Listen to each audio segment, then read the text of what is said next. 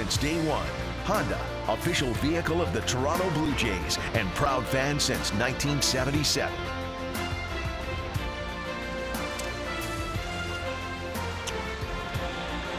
Welcome to Cleveland. There are some Encarnacion fans here that have mixed emotions about this game tonight. That is a very cool getup. They got a blue Indians jersey, a red one and a blue 0. So Double E always very popular no matter where he plays. In his second season with the Cleveland Indians, a terrific run with the Blue Jays. Jays are having a good road trip.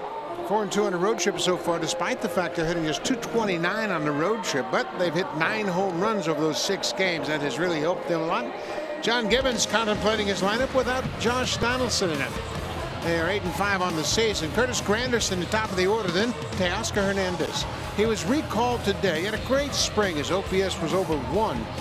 He was terrific. He had .358 in the spring with 4 homers and 15 RBIs. And how about the Nervous Solarte? He continues to hit in the cleanup spot. He's reached base safely in all 11 games he's played. Solarte has been a good addition to this ball club. His on-base percentage, .414 for the season. Blue Jays will get Mike Clevenger tonight, the 27-year-old right-hander. The former 4th-round draft pick by the Los Angeles Angels back in 2011. The Indians stole him from LA for Vinny Pastano. He comes into this game hot. Look at those numbers. 1-0 with an .071 earned run average. In fact, of his last 7 starts, that's a career-long streak that dates back to August of 2017. Blue Jays don't know a whole lot about Clevenger. This is his first career start against the Blue Jays, second career regular season appearance. He pitched in relief against the Jays last year.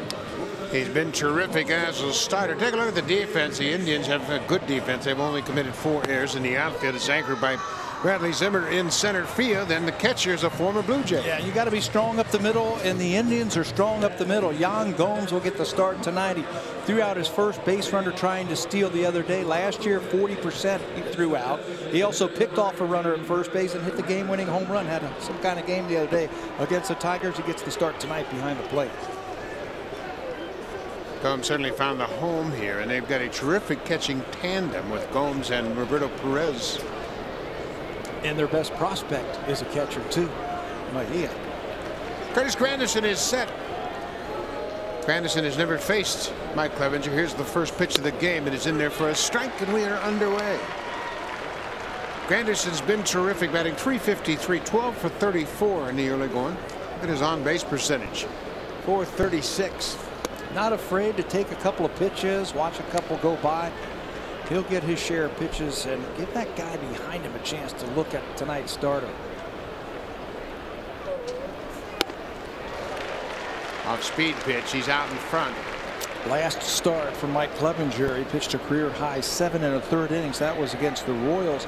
Now, he did give up 9 hits, and Terry Francona was saying, hey, it was in the stretch a lot. He got a lot of big double plays. And going back and look at the numbers, Buck, it looked like he used his changeup a lot in that start against the Royals. 2-2 pitch. Fastball fouled out of play.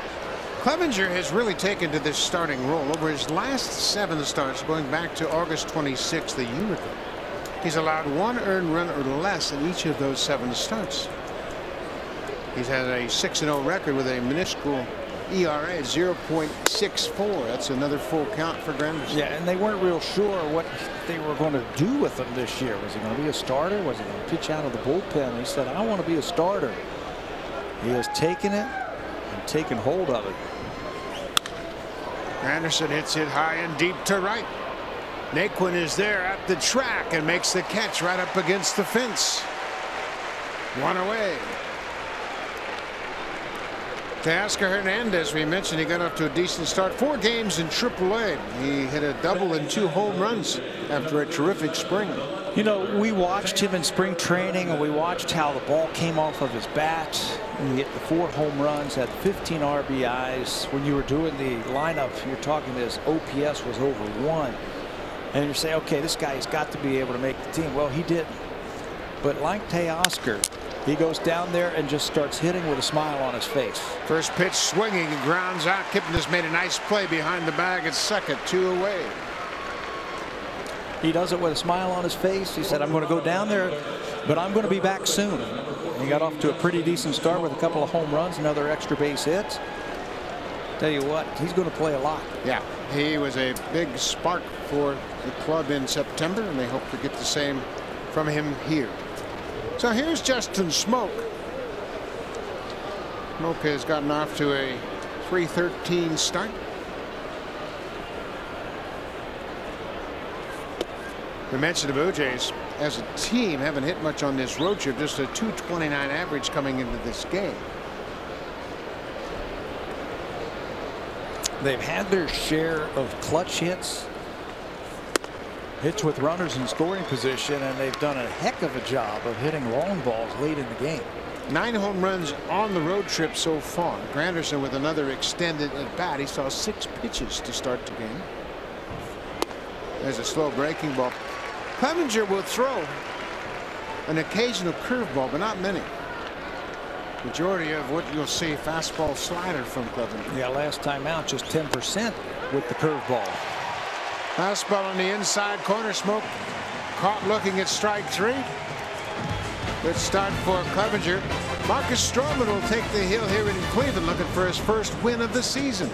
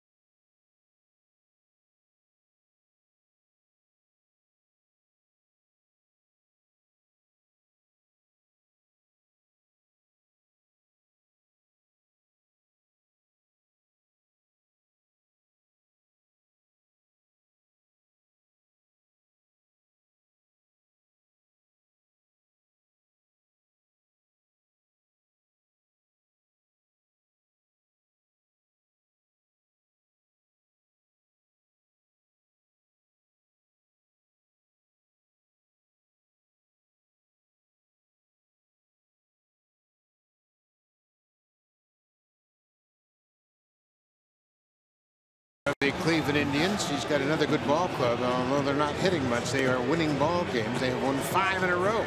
And that win streak started with Mike Clevenger on the mound to start this win streak. Take a look at the lineup, and the numbers are going to be kind of ugly for these good hitters. They are a very good hitting ball club. It's going to hit before it's all said and done. The leadoff man Lindor's hitting 208, Kipnis 160. Jose Ramirez, but his last 4 games has been good.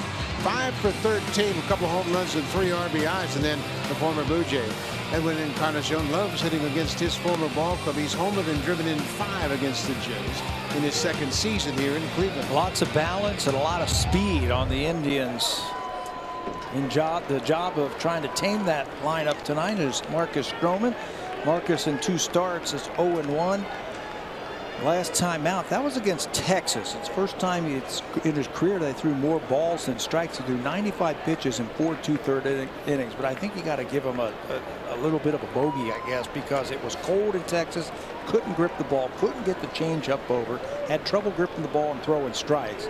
He's had great numbers in his career against the Cleveland Indians, the lowest earned run average against anybody with at least 4 starts. He is set. Lindor's in the box, and there's a first pitch strike. Fastball upstairs. Lindor 11 for 53. He's 2 for 3 against Marcus Stroman. You know, you mentioned the ugly, quote, ugly numbers that the Indians have had all around town today. All they kept talking about, hey, when the weather warms up, they're going to start hitting. It's been nice here the last couple of days, and they really brought their hitting shoes the last couple of days. There's a curveball that's popped toward the seats and out of play.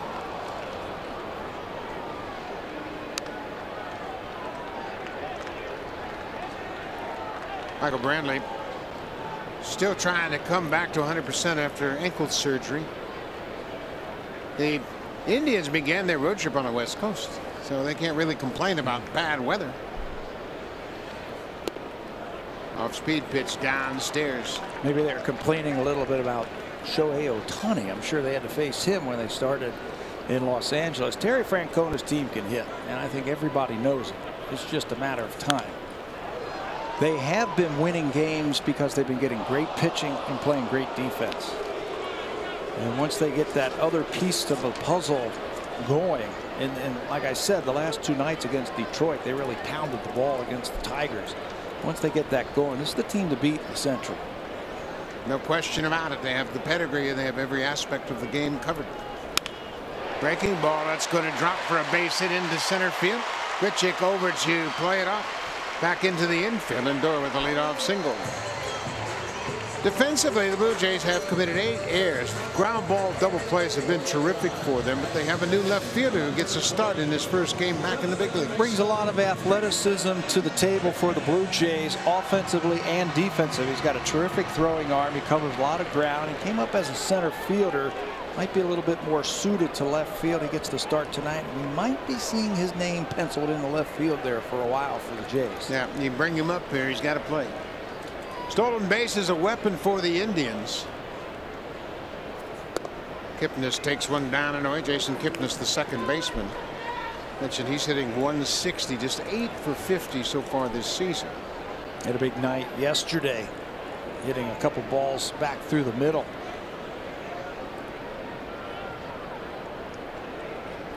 The Indians team, they really work the count. They don't have a lot of strikeout, swing and miss in their lineup. They're very balanced. They've got a lot of speed. They make a lot of contact, and they make that pitcher work. Ball and a strike.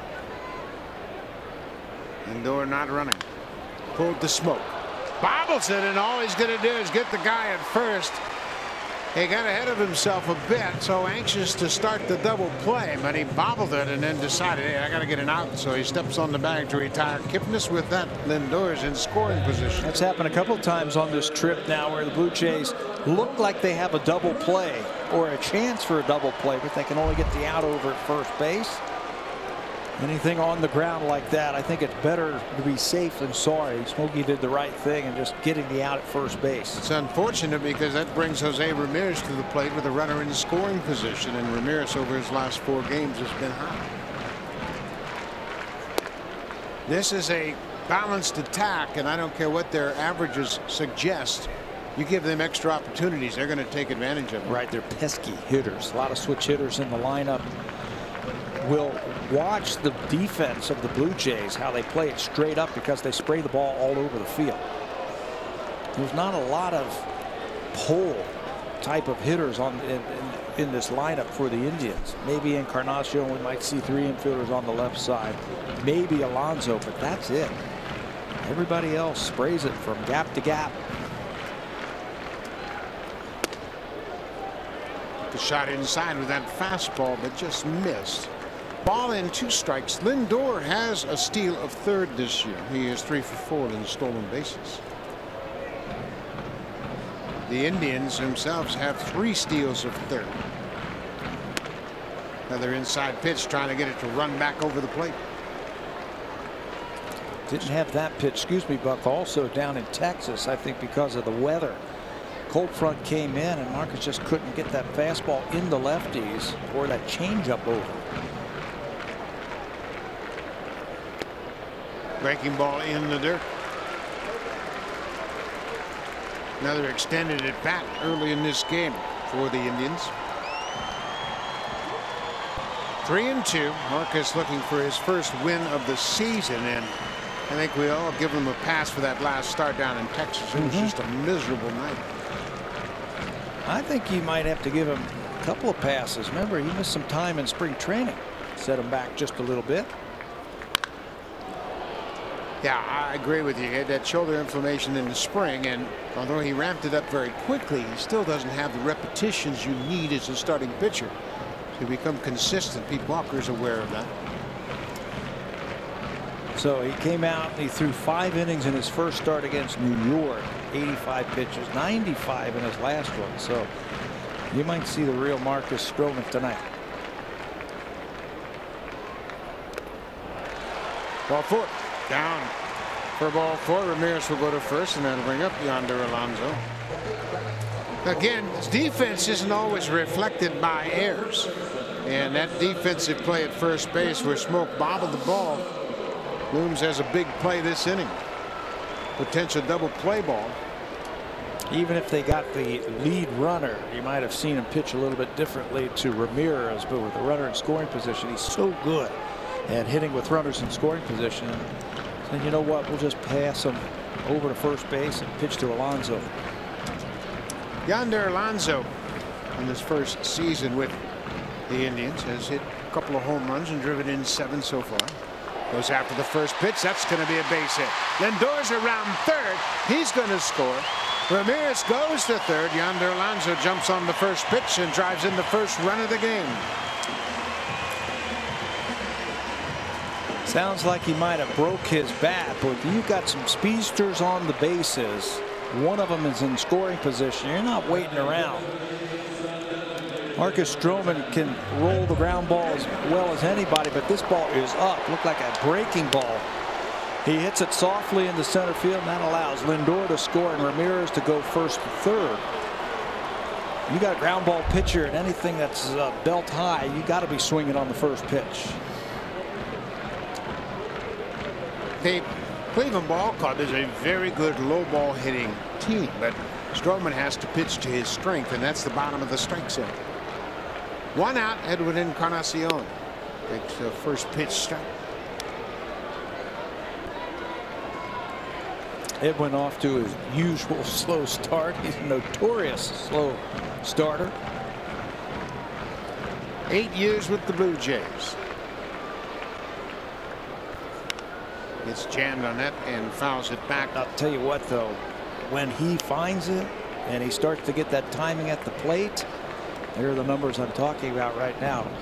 There's nobody hotter in the game, and he can carry a ball club all by himself. Watching him in batting practice today, he was really taking a lot of shots to right center field, trying to stay on the ball just a little bit longer. 0-2 pitch. Pretty good slider, just missed outside. Edwin played in 999 games as a Blue Jay. He hit 239 home runs. He had seasons of 36, 34, 39, and 42 in his last season as a Jay. He led the league with 127 RBIs in 2016 and signed as a free agent here. Didn't miss a beat, did he? Started slowly, but at the end of the year, you know, you can mark it down 30 and 100.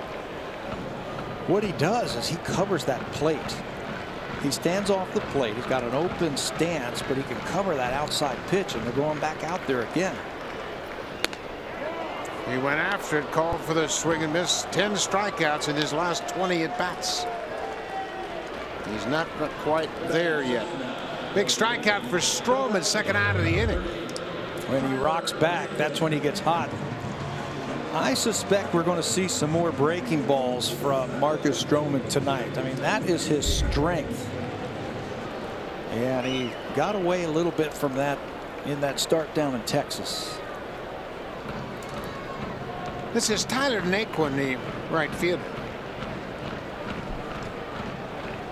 He is 5 for 21. He's homered and driven in 3. He's late on that first pitch.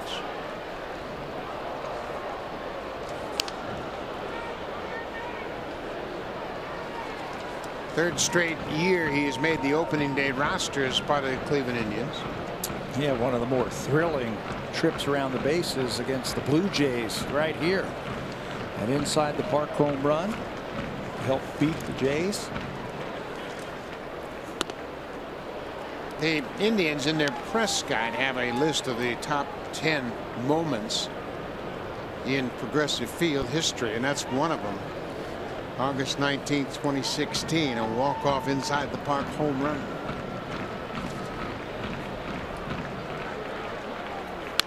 Ground ball up the middle, past Travis into center field. Ramirez is in to score. Alonso's going first to third. Naquin with a 2-out RBI single, and the Cleveland Indians lead it 2-0. Those are the ones that hurt. You strike out Encarnacion, And you say, okay, I got to get an out here, and you give up the 2-out base hit just out of the reach of Devin Travis. Sinker that was trying to go to the outside part of the plate and went down the middle. But Devin can't get there. And again, it's 1st and 3rd for the Indians as another run scores. RBI number 4 for Tyler Naquin. 1st and 3rd, 2 outs now for Jan Gomes.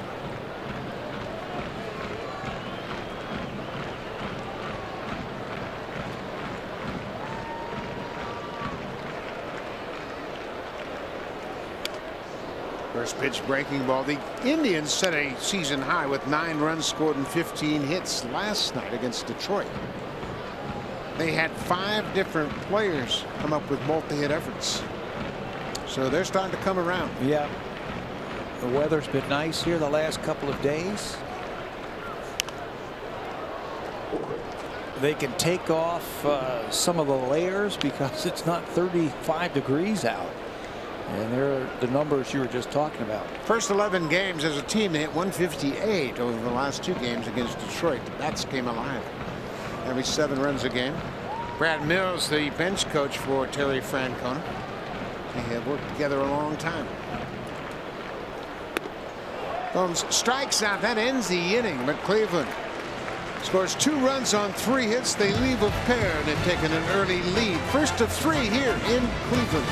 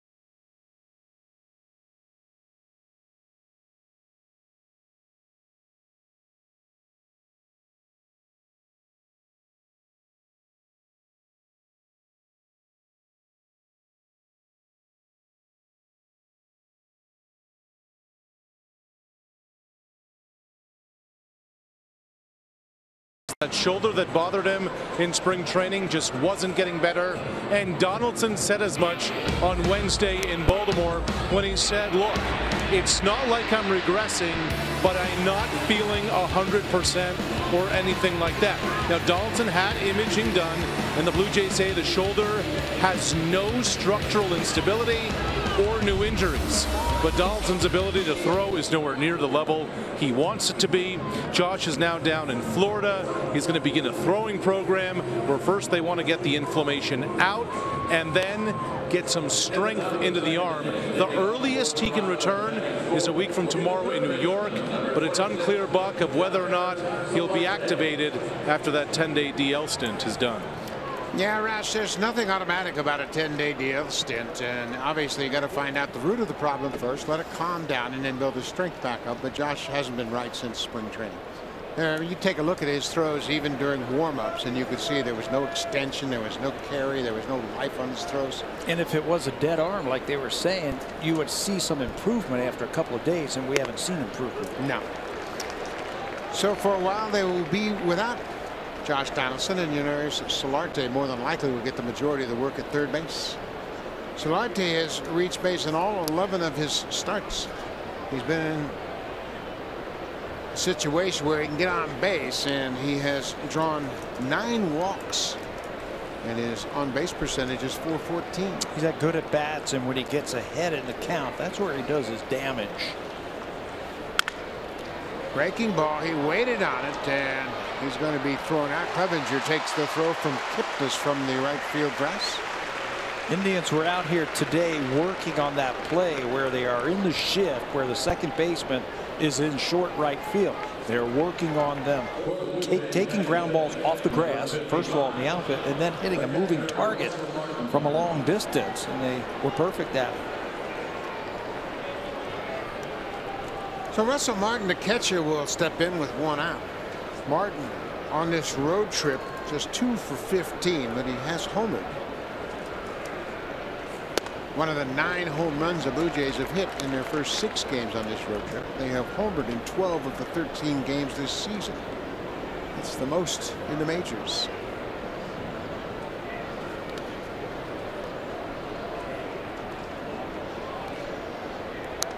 Cleveland leads it 2-0. Martin has 4 home runs in this ballpark over the span of 13 career games.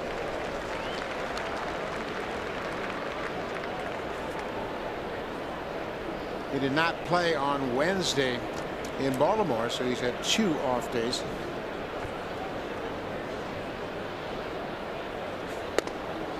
Fastball for called strike 3. 2 strikeouts for Clevenger. Both hitters were caught looking. He's got just enough fastball that if you're looking off speed, he'll drop in a curveball, a slider, and a changeup, but he's got just enough fastball. If you're looking off speed pitch, he can lock you up with the fastball. Good sequence right there for the Indians.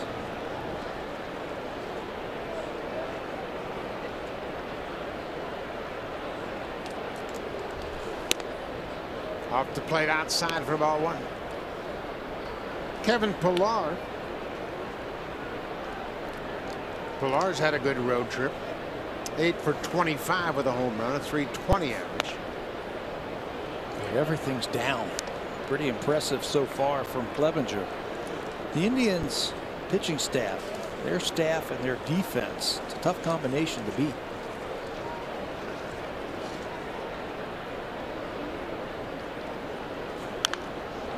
Hopped into the seats out of play. They are pitching as well as anybody, I think, in baseball right now.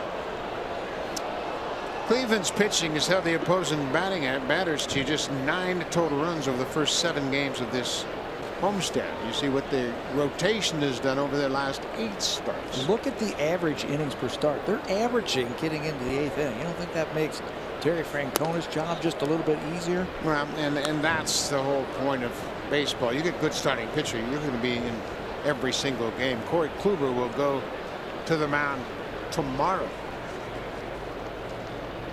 Josh Tomlin will finish it up on Sunday, and there's a drive to left field.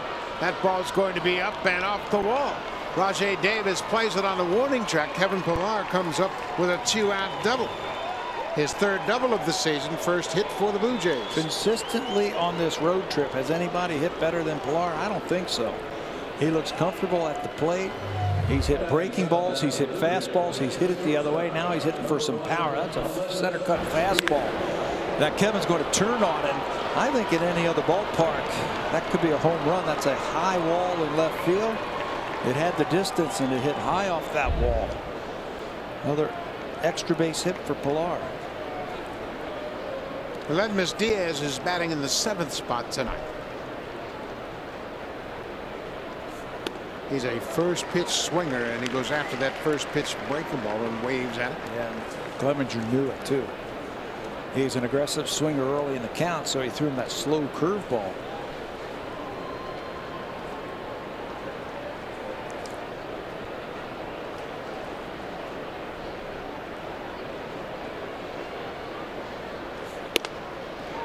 Diaz swings at more first pitches than anybody in baseball. 60% of the time he's hacking at that first pitch. The major league average is just 28%, so he is up there hacking. Curtis Granderson is just the opposite. He hasn't swung at a first pitch all season. And yes, there is a correlation to batting average. Now that doesn't mean you don't swing at the first pitch. It's just, I think you have a plan that if you're a first ball fastball type of hitter and you get it on the first pitch, go ahead and swing. But if you get a breaking ball like we saw in this at bat, there's no need to swing.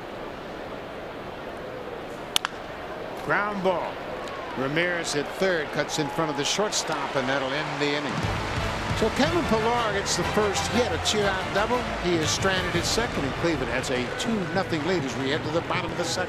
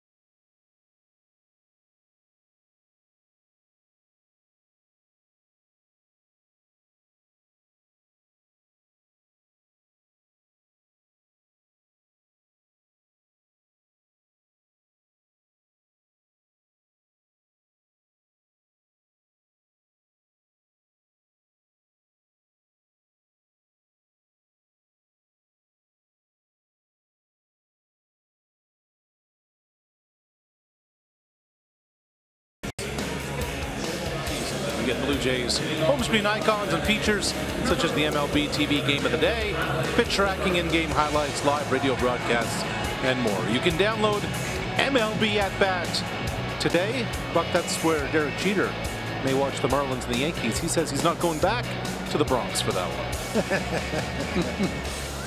I'm just going to wait a while till everything kind of quiets down.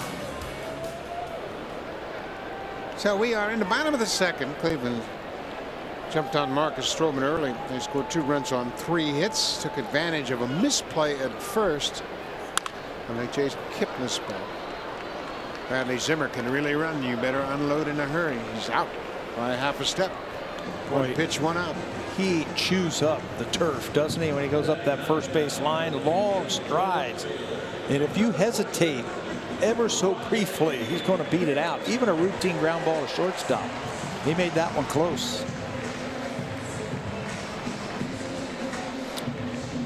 Rajai Davis still back at it. Left field tonight, starting the game. This is Rajai in a familiar spot, of course. Remember that great home run he hit in the bottom of the 8th inning to tie the World Series Game 7 for Cleveland. Off a roll this Chapman. And when that ball left the bat of Rajai Davis, he was telling us last year the biggest thrill he's ever had in baseball. Thought for sure that that was going to be the spark that the Indians needed to win their first World Series since 1948. Yep. They tied the game at 6-6. Then a rain delay stopped the game. The Cubs had a quasi team meeting in their dugout and came back and won it in extras. Davis hits a slow roller toward third. Going to be a tough play for Solarte. No chance. Davis can still run. Marcus made a terrific pitch. Threw that fastball right in on his hands, and Solarte did the best he could. Yeah, it ran right in on his hands, but Rajai can still pick him up and put him down very quickly. Solarte is playing not deep, but not in. And he did everything he could to try and get Rajai. Just got to come too far to get that ball. Bare hands it, gets enough on it. It's pretty accurate, but he just runs too fast. That should be an infield hit. Indeed it is for the 37-year-old Rajai Davis. Turns the lineup over back to the top of the order. Francisco Lindor had a good at bat. He singled and scored in the first.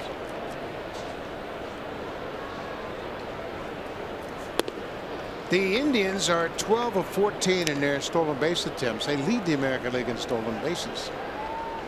Rajai Davis is 3 for 3. Rajai stole 29 last year. Was only thrown out 7 times all season. He's trying to measure him right now. What he's doing over there at first base, at least the first couple of pitches. He was trying to get a walking lead to see if Marcus would throw over there, baiting him to throw over there, making him stop. A more traditional lead. Let's see if he just keeps inching out there, trying to get him to draw a throw. There he goes. Russell Martin's throw is a good one in time. Nope, the tag was late. Boy, he threw it right on the money. Rajai Davis, I don't know what happened, but he is slow getting up there at second base. I don't know if he hit Diaz's leg when he was straddling the bag, but everybody did everything right. It's just the acceleration right at the end by Davis that gets him to the bag. Let's watch him. No, he didn't hit him.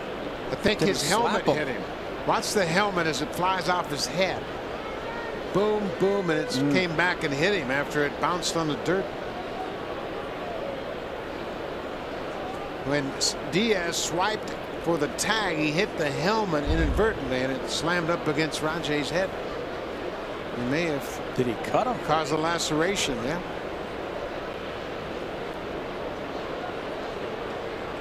Looks like it did. Caught him right over the eyebrow.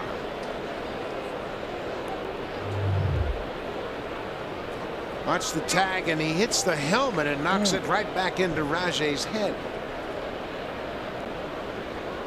And that's right where he goes. Right. Wow. Right above his eye.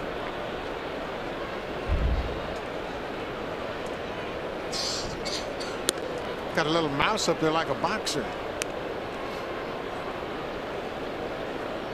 And a little cut. And you can't call a timeout to go get that thing fixed up. Got to wait till the end of the round.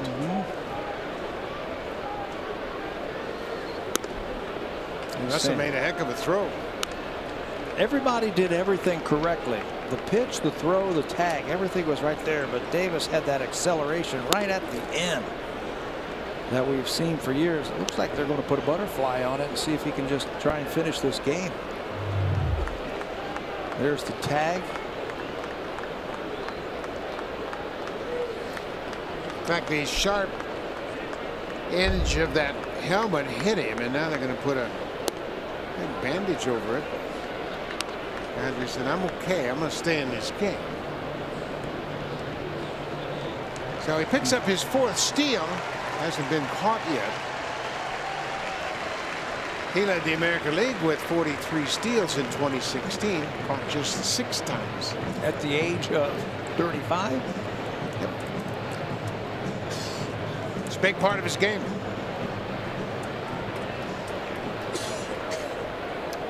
Cleveland now with 13 steals extends their lead in the American League. More importantly, it gets a runner in scoring position for Francisco Lindor.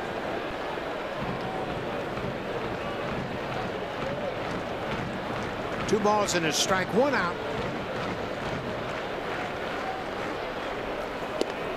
Breaking ball catches the outside corner. That's what Marcus can really do. He can really spin a breaking ball. I think you're going to have to do that against this Indians team. They're hot.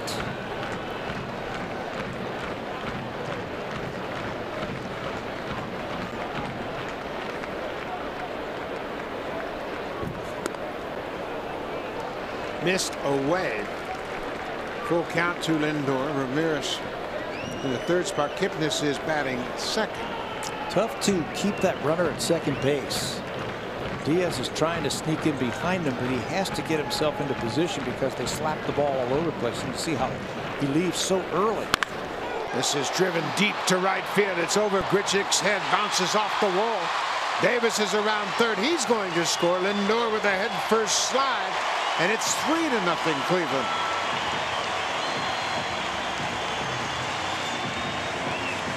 Lindor's 2nd hit of the ball game.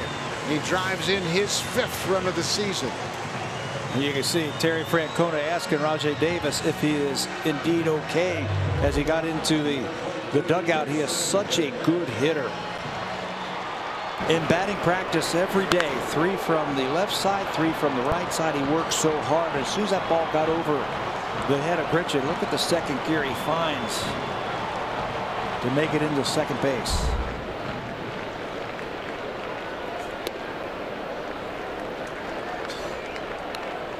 Lindor's 2 for 2. That's his 4th double of the season. Lindor's just 24 years old. He's from Puerto Rico. Terrific player.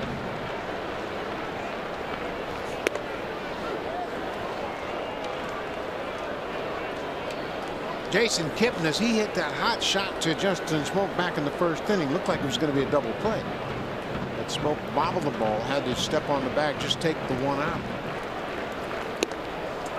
There's a good breaking ball. And some speed at second base. A threat to steal. He's already in scoring position. Doesn't want to get thrown out. I don't anticipate him going here, but you got to be wary of him at second base. Kipnis fouled it off. Checking with the umpire to make sure it was a strike.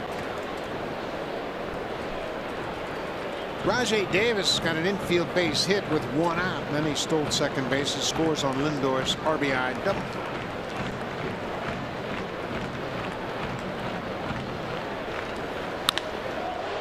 Fly ball. Pilar coming back. Pilar took a step in, and that cost him. That ball bounces over the wall for a grand rule double. Kevin took 1 step in, and then the ball carried and bounced on a warning track and over the fence for a ground rule double. 3 straight hits for Cleveland here in the 2nd. There's a jet stream at certain times of the year that really shoot out towards center and right field. Didn't look like Kipnis got all of that ball. He went down and got it, but let's take a look at Pilar. Line drive and that little hesitation cost him as the Indians score again. Makes it 4-0.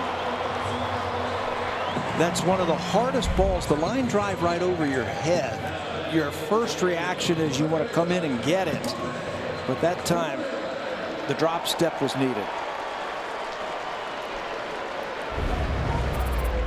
The Pitch Tracker is brought to you by Coors Light, official beer of Major League Baseball.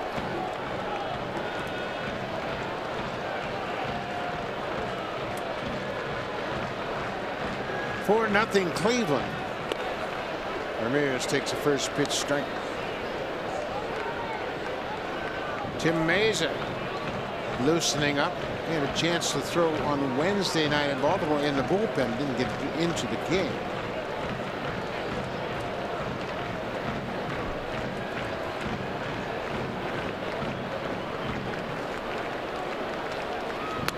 Marcus came into this game with a lot of success in his career against the Indians. In fact, his best career ERA versus any opponent with at least 4 starts.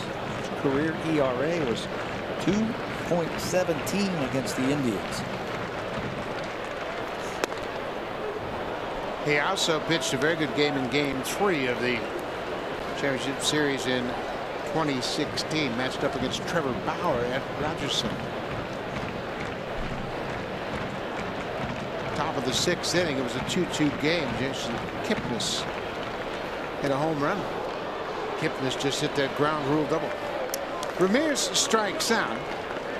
It's the second out of the inning. He had a game here last year, if you remember that. It was hot and it was muggy, and early on he developed a hot spot on his finger, but ended up pitching deep into that game. Hot spot blister. He was tough. He ended up losing that game, but he gave his team a chance to win. Yonder Alonso, the first baseman, was after the first pitch. Alonso had a little flare into center field, knocked in a run back in the first. He knocked in the first run of the ball game.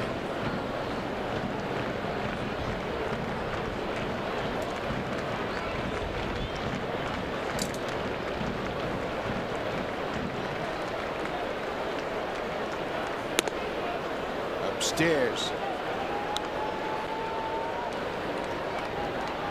Stroman has thrown 49 pitches. There's 2 outs here in the second. But remember, Marcus' spring training was abbreviated because of shoulder tendonitis. He didn't have a chance to get in regular work. Some inflammation and set him back a couple of weeks. That's why I think they got to get a full game out of him, no matter how many innings it is. I think you got to build up that pitch count. There are the numbers. More strikes than balls tonight. He's up to 50.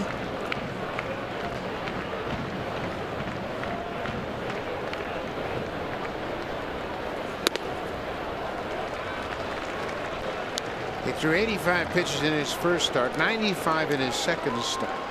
And you'd like to build upon that to get him kind of settled into the regular season form. Yeah, that's what I mean. Get him whatever is 90, 95 pitches, 100 pitches tonight, wherever that takes him. Breaking ball to Alonso. 3-2 now. Edwin Encarnacion, he struck out on a curveball his first time. Kipnis is at second.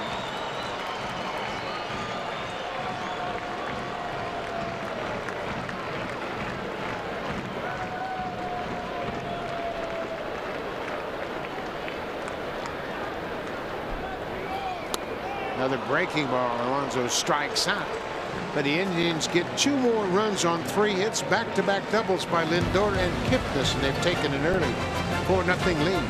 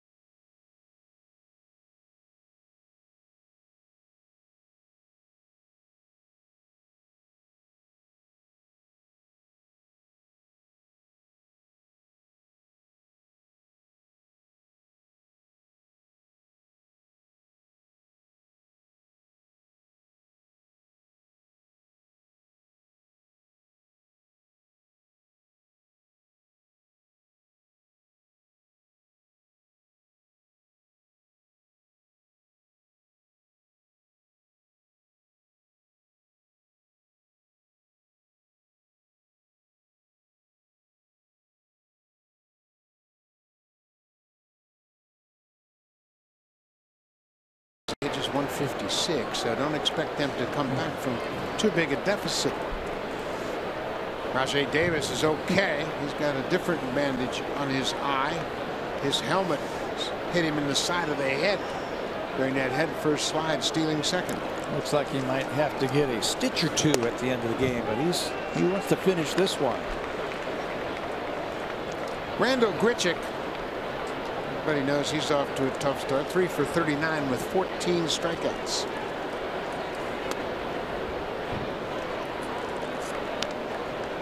Ball on the strike. Clevenger so far today has done a good job of keeping the ball down. He might want to elevate here against Grichuk. That's what teams have been trying to do to him the first couple of weeks of the season. You can see how good Clevenger feels, how quickly he's wanting the sign and anxious to make the next pitch.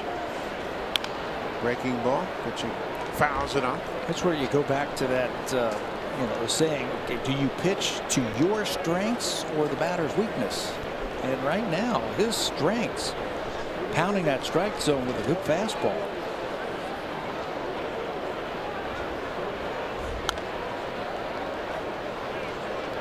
Clevenger threw a fastball in which he fouled it off with the check swing.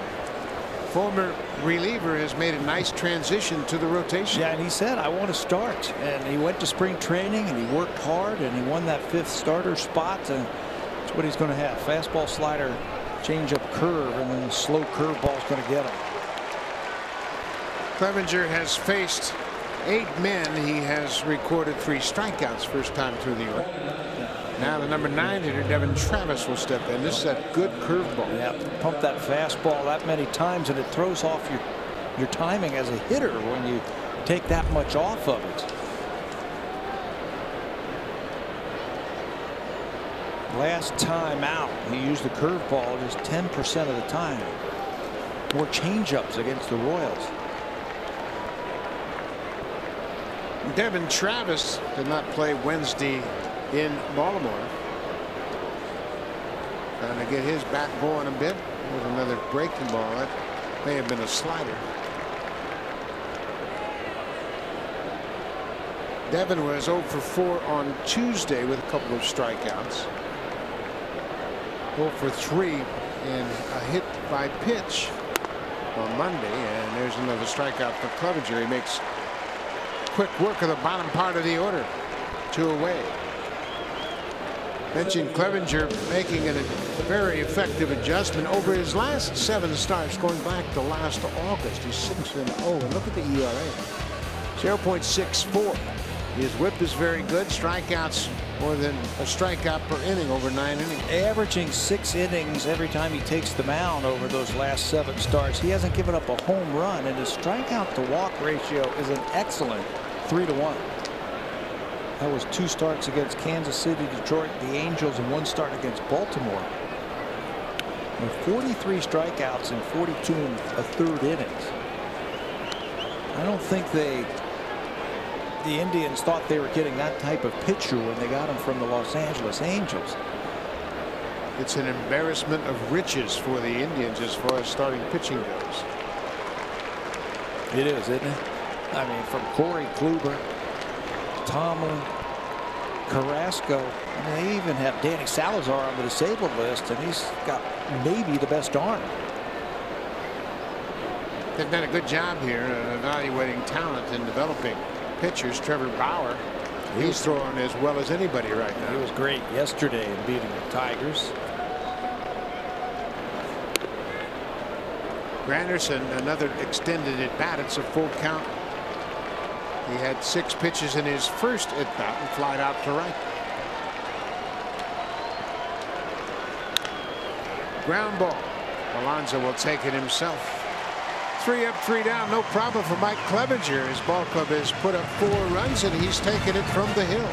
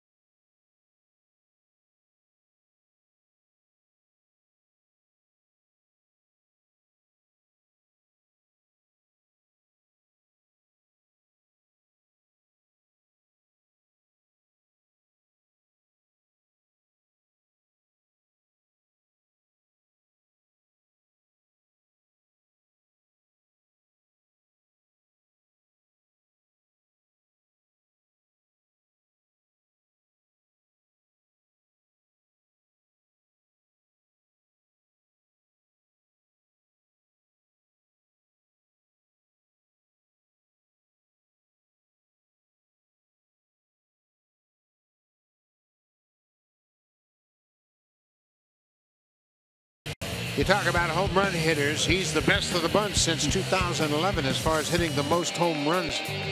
Active players with the most home runs since 2011. There are some sluggers on that list right there. How'd you like to have them in the middle of your lineup? But at the front, when Encarnacion was 251.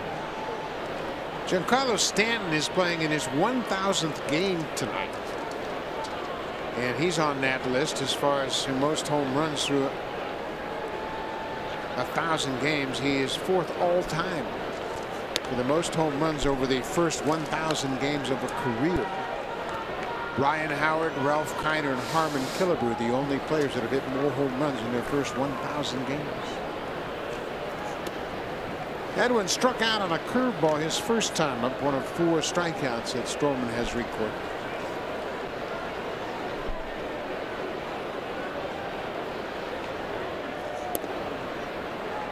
It's easy to forget that Encarnacion began his career as a third baseman with Cincinnati.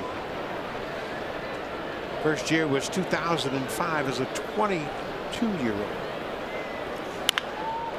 Pulled to third. Solarte gets rocked back on his heels, but has plenty of time to make the throw. One away. Oh, I remember that. Being from Cincinnati, everybody kept talking about his hitting, and he's going to hit in the major leagues. They actually tried him in left field also, just to get his bat in the lineup, but then they gave up on him, and they insisted. The Blue Jays took him in that big trade, in the Scott Rowland trade. Came over with Josh Renicky, Zach Stewart for Scott Rowland. Yeah, and they said if you want Zach Stewart, you have to take Encarnacion. Blue Jays said, okay. Kind of the same way that Bautista landed on his feet in Toronto. A great stop for both of them. Got their careers turned around dramatically. This is Tyler Naquin. He had an RBI single in that 2-run first inning.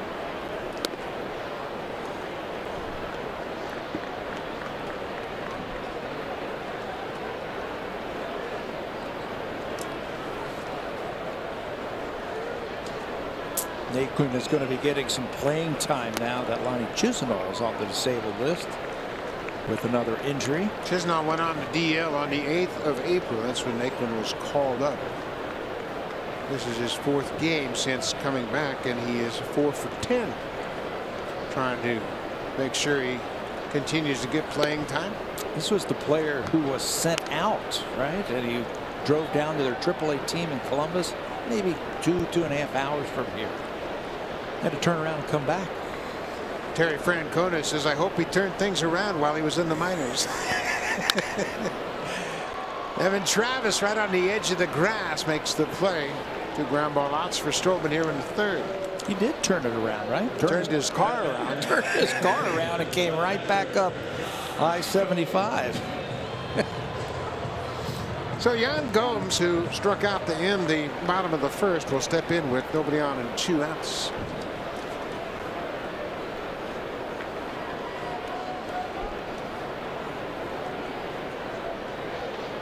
Gomes has really developed into a fine catcher here in Cleveland. He's now 30 years old. He got into 43 games as a rookie with the Blue Jays in 2012. Indians have done a good job over the years of seeing players in other organizations that would be a fit for them and going out and trading for them. Not giving up a lot either and acquiring these players. He came to Cleveland along with Mike Aviles for Esmail Rogers. So you're right. They didn't give up a lot to get an everyday catcher. Well, they recognized something in Gomes, and they liked something in him and asked about him. They got a big league pitcher in Esmail Rogers, who had pitched in the big leagues for the Indians. Had some good games against the Blue Jays. Blue Jays said, well, let's trade for him. And looks like the Indians got the better of that trade. Always been a very good fastball hitter. He found that fastball straight back to the backstop. Got some power the other way. You try to go down and away to Yan Gomes. He can reach it. Again, watch the defense throughout this series, how many players play straight up. You don't see a lot of shifting with the Indians because they can hit the ball all over the field.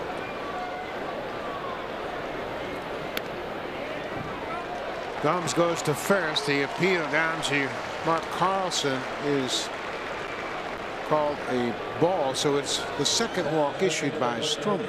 A 2-out walk here in the third.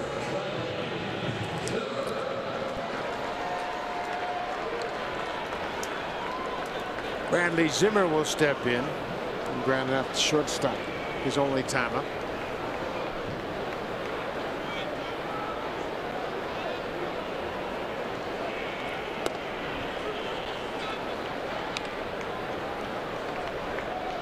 Takes a first pitch strike.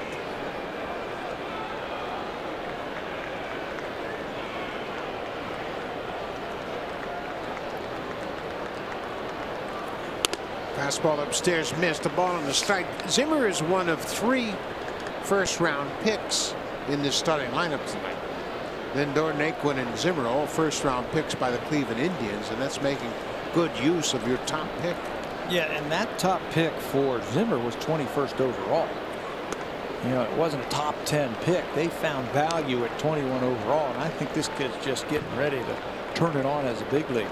He was drafted in 2014. Tyler Naquin was a 15th pick in 2012, and of course Lindor was an 8th pick in 2011. So you're doing a good job of scouting when you can have your #1 pick in 11, 12, and 14 all in your starting lineup. And doing some damage. He is starting to come along. His power again is to left center and right center. Base hit through the right side, a ground ball. Gomes will stop at second. So Gomes draws a 2-out walk. Naquin had grounded out, then Gomes walks, and now Zimmer. They've been trying to get grounds to right. him to shorten up that swing as he is approaching the plate and getting long when he finishes it. He had some times where he was cutting his swing off, but now he is short to the ball, finishing long, and he's starting to drive the ball with a little bit more regularity. Pete Walker out for a second time. Tim Mesa up for a second time. Dane Johnson, you can see the bullpen coach on the phone with the dugout, communicating with DeMarlo Hale about where they are in the lineup and what might be next. Lindor's a switch hitter. He is on deck, and then Jason Kipnis, a lefty, and Ramirez, a switch hitter. It's a tough lineup because they have those switch hitters. Yeah, switch hitters, and they're pesky, and they hit the ball all over the place. What makes it tough for the Blue Jays is their bullpen really doesn't have a long man, if you will, in it. So you're hoping that Stroman gets his pitch count up and he can get a little bit deeper into the game. Or you're going to have to just go 1 inning with each one of those relievers. Rajay Davis goes after the first pitch. Stroman might have deflected that a bit, and it's going to be a force out at second to end the inning. So the Indians leave a pair. Stroman is through 3, and the Blue Jays trail 4-0.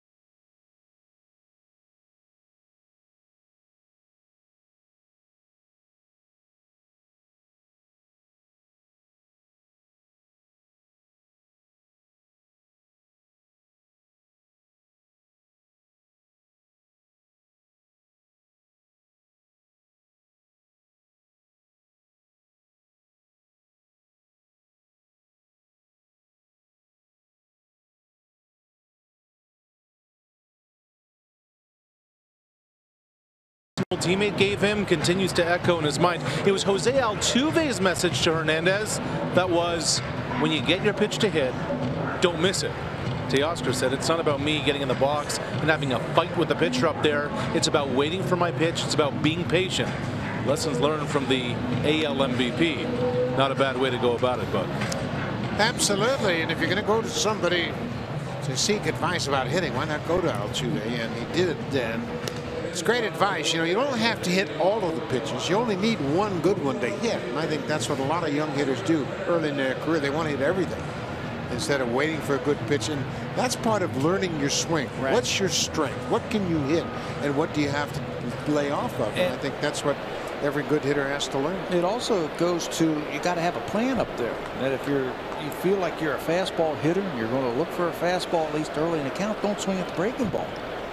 We see a lot of young kids come up here and they're chasing pitches all over the strike zone, thinking that they have to hit everything. Go up there, look for one pitch early. Teoscar had a terrific spring camp. He played in 23 games, had 53 at bats, and hit .358. Second only to Kevin Pillar in spring training in the batting average and the number of hits. He's put together. He was walking around the clubhouse today without a shirt on, and I'll tell you what, his guns were popping.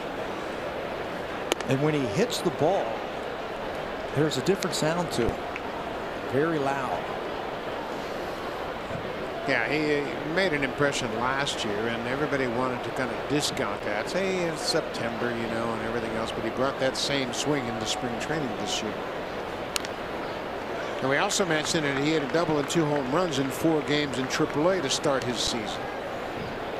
I asked him today, I said, hey, how'd it go down there? How many games? Oh, I just played 4 games. That's just not enough at bats, maybe 20 at bats. He didn't tell me he had 2 home runs and had a double. I think that's just the type of kid he is, though. He's very humble. I think he's just happy to be here and wants to be here, wants to produce. I think he understands now that he's a big league player, and he just needs an opportunity to get regular at bats. Full count. You saw smoke on deck. Blue Jays are down 4-0. He waves at a pitch down and away. Another strikeout for Clevenger.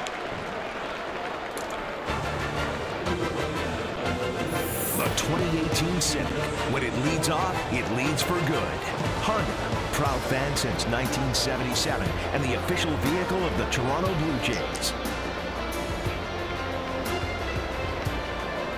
We are in Cleveland, and it has cooled off quite a bit since this afternoon. The weather report for tomorrow is not good, but it's not as bad as Minneapolis. Oof.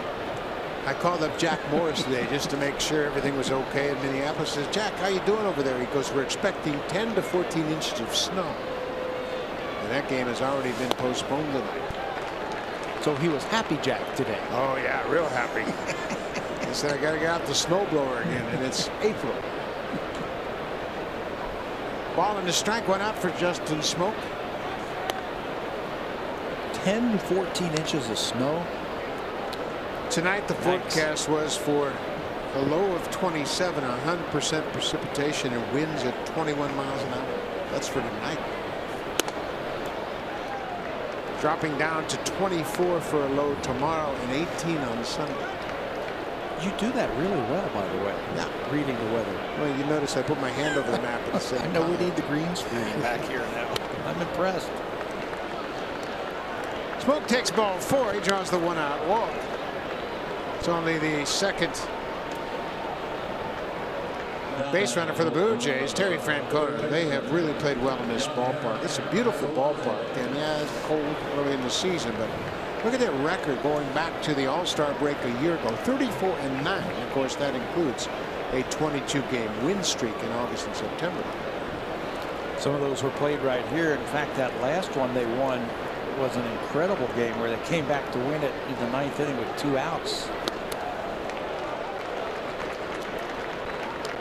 Yeah, Gomes might have been hit on the follow-through. That's why Jerry Davis, the umpire, asked for time. He heard something out of the ordinary.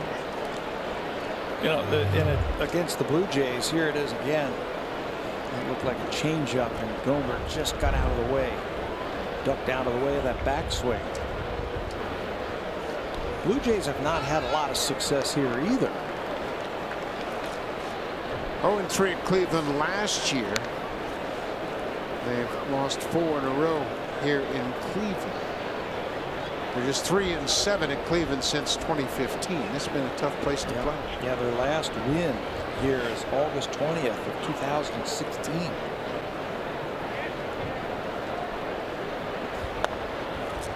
Off the plate. 2-1. Solarte, as much as he is a free swinger and very aggressive, has taken the walk. There's 9 walks so far this season. This is just his 12th game.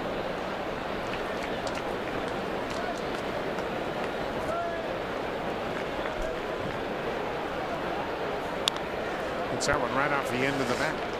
Good change up right there from Clevenger. When Solarte gets ahead in the count, that's where he does most of his damage. He's got a couple of home runs this season. Both of them are when he's ahead in the count, where he can guess fastball. He gets fastball and he turns on it. I think that's why you saw a 2-1 changeup from Clevenger and he was out in front.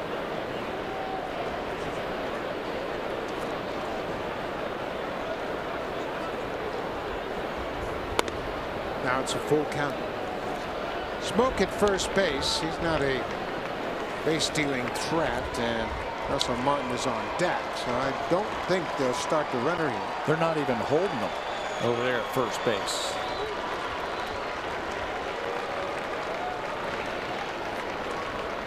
Three and two, 1 out. Smoke is not running. All 4.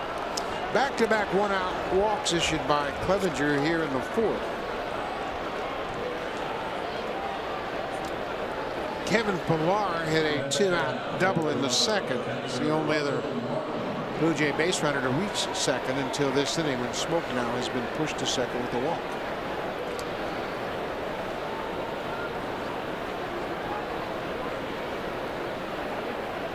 Martin called out on strikes his first time. Took the pitch down and away for strike 3. Clevenger has been keeping the ball down tonight. Tough to get the ball in the air when it's down at lower parts of the strike zone. No swing, according to Mark Carlson, the umpire at first base. The Blue Jays have won 3 straight series. They beat the White Sox at home and then beat Texas and Baltimore on this road trip in series.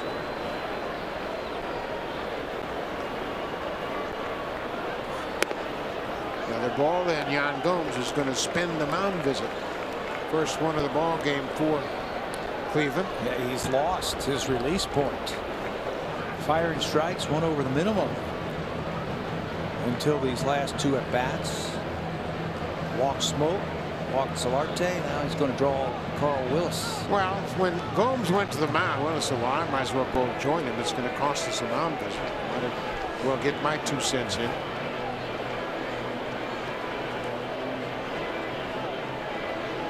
All of a sudden, it's kind of a surprise that Clevenger has lost the strike zone. He was firing strike after strike until 1 out here in the 4th. Then he walked Smoke and walked Solarte. Now he's behind 2-0 to Martin. He's made it look easy so far, just 62 pitches. So you can't think he's getting tired of missing a spot. Too cold to get tired. So Russell has to keyhole here, get one you can drive. At the count in his favor, 2-0. Good take.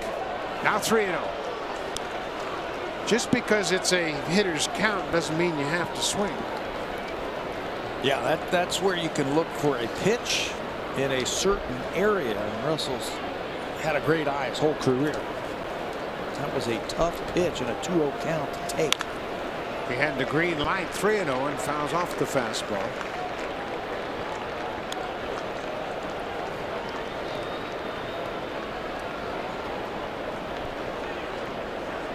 Maybe he'll do that with his veterans, especially a guy who can, with one swing, get you back into the ball game. Hoping Russell catches one out in front, gives him 3 runs. Had a good cut. Good cut and a high heater.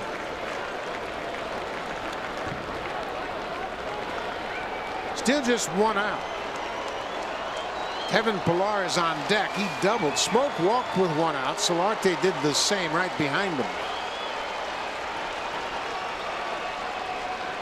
Blue Jays trying to get back in this ballgame. They trail by 4.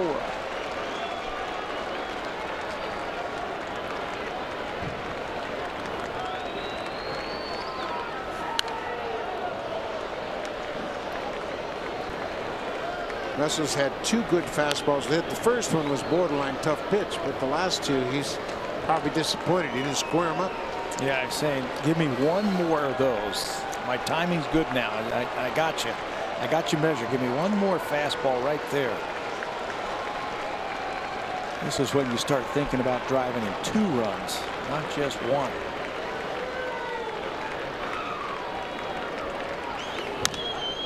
Fly ball to right. Ball is carrying right to the edge of the track, and Naquin will make the catch. Smoke retreats to second. 2 away. Well, the Blue Jays are off to an 8-5 start, and they have won 8 of their last 10. You look at their record from a year ago, just 2-11. OPS 629, and the runs per game, that reflects the fact they didn't hit a lick. Makes his job a lot easier, doesn't it? When you can score some runs. You score 5 runs in this league, you're going to win more games than you lose, and the Jays have done that. They were averaging the 5th most runs per game in the majors. Kevin Pillar doubled off the wall and left his last time up. Clevenger misses badly with that first pitch breaking ball. There was 12 pitches in the first inning for Clevenger, 16 in the second, and 15 in the third. This has been an extended inning. He's up to 68 pitches now. 25 this inning.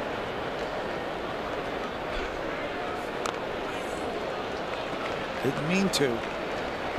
That's a costly foul tip. Ball was off the plate inside. Pillar checked his swing but fouled it out.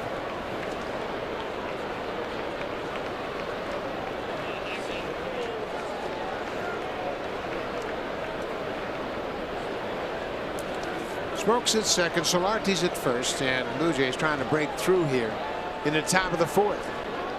They have been 1 hit. That was the Pillar double.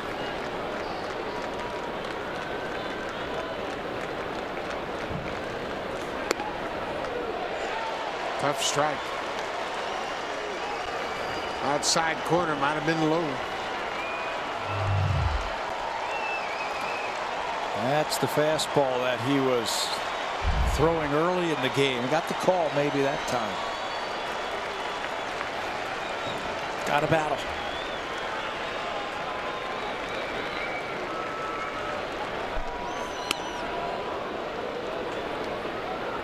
Took a shot upstairs, see if he could get Pillar to chase, and he didn't. Maybe last year or the year before, but not this year. He looks under control at the plate. I'm telling you, he's had a great road trip for the Blue Jays. He has hit everything they've thrown at him. Base hit down the left field line. Smoke's going to come in to score. Solarte will stop at second, and Pillar has his second hit. Picks up the RBI, and the Blue Jays are on the board. So the first of the 2 walks has come in to score.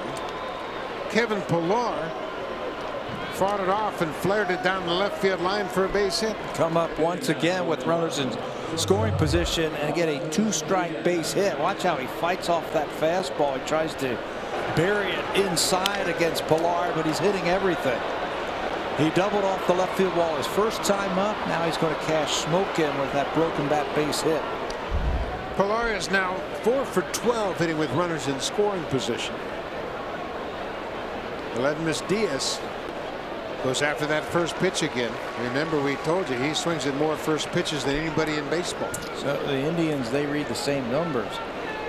Again, if you're looking for a curveball first pitch, go ahead and hammer it.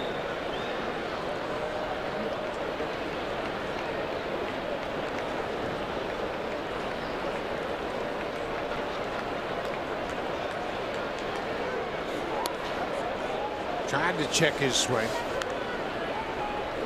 1-1.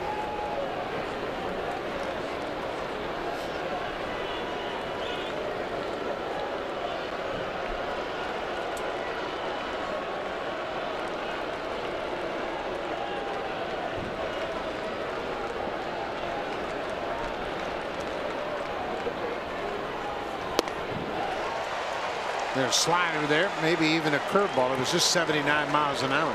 That's probably his curveball. He's thrown 2 beauties to Lesmes Diaz. I don't think he's going to throw him a fastball now.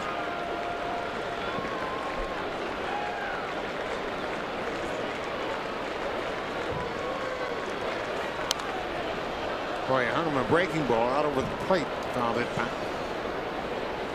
You mentioned Diaz. He's got some power. He's homered 3 times already this season. He threw 2 beauties for strike 1 and strike 2. He tries to finish him off, and that's right there. That thing backed up right to the middle of the plate for him.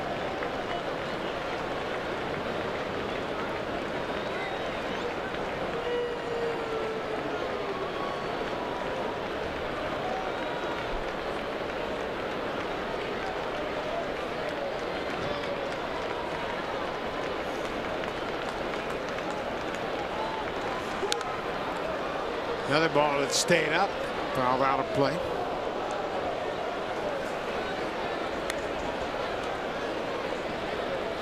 Mike Clevenger was really locked in for the first 3 innings. He struck out Hernandez on a 3-2 pitch to start this inning, and then walked Smoke and Solarte, and then Kevin Pillar delivers the 2-out RBI single.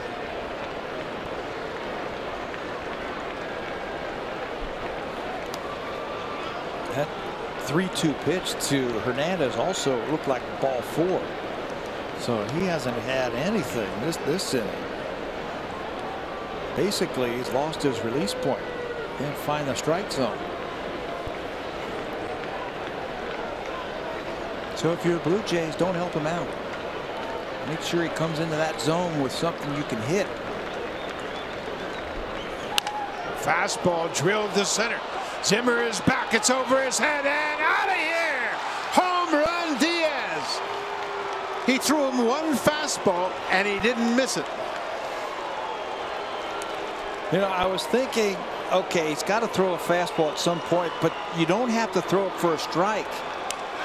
You can throw it just to change the eye level if you want to the batter, and then come back with another curveball.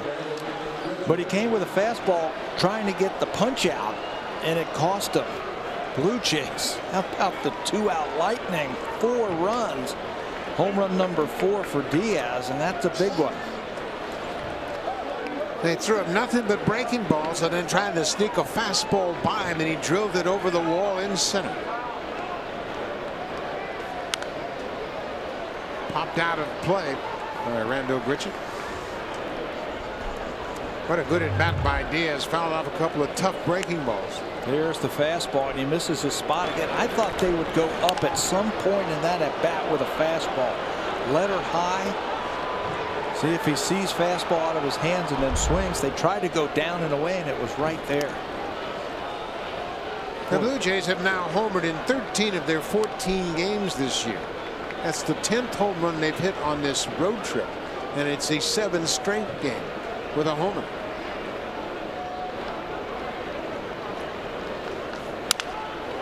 Gritchett breaks his bat, rolls it to short. Lindor throws him out. The inning is over, but what an inning it is for the Blue Jays. They score 4 runs on 2 hits, take advantage of a couple of Clevenger walks, and it's capped off by 1 swing of the bat from Diaz. A 3-run home run to center field, and we are tied at 4.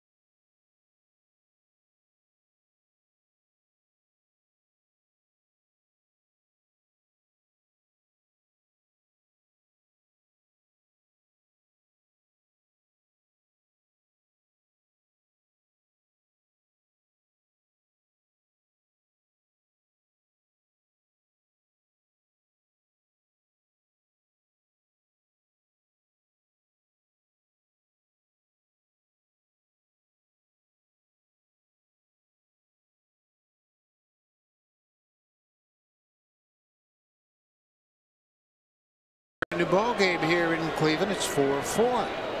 Lemus Diaz with his big home run, his 4th of the season. A 3-run shot has tied it. Marcus Stroman is back in the ball game. Top of the order for Cleveland. Francisco Lindor is 2 for 2. He scored a pair of runs. He drove in a run his last time up with an RBI double.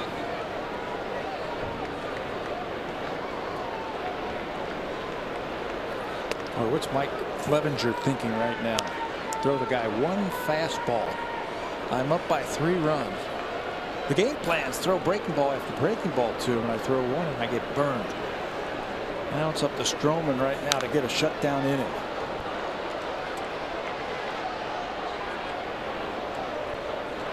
Shutdown innings are crucial for a ball club like the Blue Jays. You've got an offense that can score some runs, and Marcus Stroman last year, his ERA allowed after the Jays score a run, 2.72.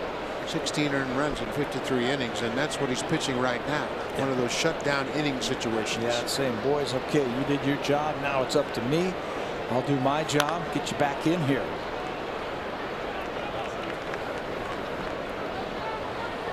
Tim Meza was up twice early in the game. Danny Barnes looks like he is standing by ready. And boy, what a job he did in Baltimore on Wednesday. Bases loaded, nobody out, came in and stranded the bases loaded. He got Jones, Alvarez, and Chris Davis in order. He struck out Jones and Alvarez and then got Chris Davis to fly out to center to strand the bases loaded. In support of Marco Estrada and kept the Blue Jays within striking distance. Well, he's up. It looks like he's loose. It's not going to take him many pitches. Now that the Blue Jays have tied it and gotten back into this ball game, John Gibbons is not going to wait around too long. Stroman is up to 79 pitches. And I think that was the goal, just to see if he couldn't get him straightened out. He threw 28 pitches in the first, 25 in the second, 20 last inning. Lindor lines it, and Grichuk makes a nice diving catch. Sinking liner right at the right fielder, and he snares it for the first time. Help the ball club any way you can. And that's what Grichuk did right there. They needed this out. Lindor hits another ball hard to right field, and Grichuk helps out his starting pitcher with a nice catch in the outfield. One away. Jason Kipnis had an RBI double in the second. His 4th double of the season.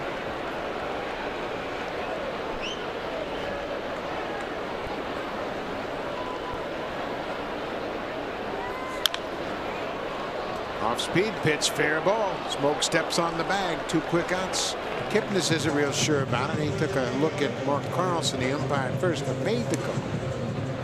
2 up, 2 down quickly here in the 4th. Talk about a shutdown inning. Yeah, that's what you're looking for. You're facing their toughest hitters. That ball looked like it kicked back just a little bit to Smokey, so he could make the play. Get that sinker going so you keep it in the ballpark, keep it on the ground. Another ground ball. Travis right at the edge of the grass. Hey, good inning for Marcus. That's a terrific job after that offense scored him 4. He has a shutdown inning. Now time for the Blue Jays Central Update. Here's Jamie Campbell and Joe Siddle in the Samsung broadcast studio.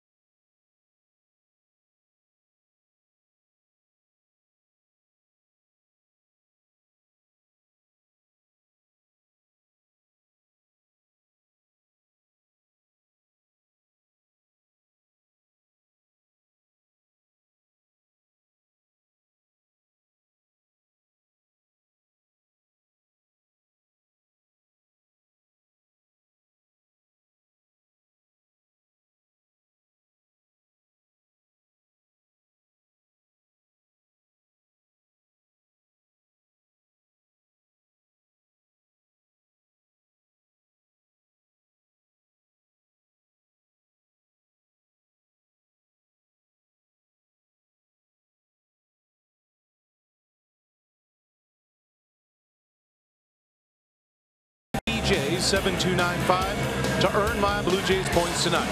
The entry box can be found on your My Blue Jays homepage, and the code must be entered by 4 a.m. Thank you very much, Rash. And as we always see here in Cleveland, a lot of Blue Jay fans make their way down from Toronto and Southern Ontario, and they will witness a new pitcher. Dan Otero comes in, making his 4th appearance of the season. He takes over for the starter, Mike Clevenger.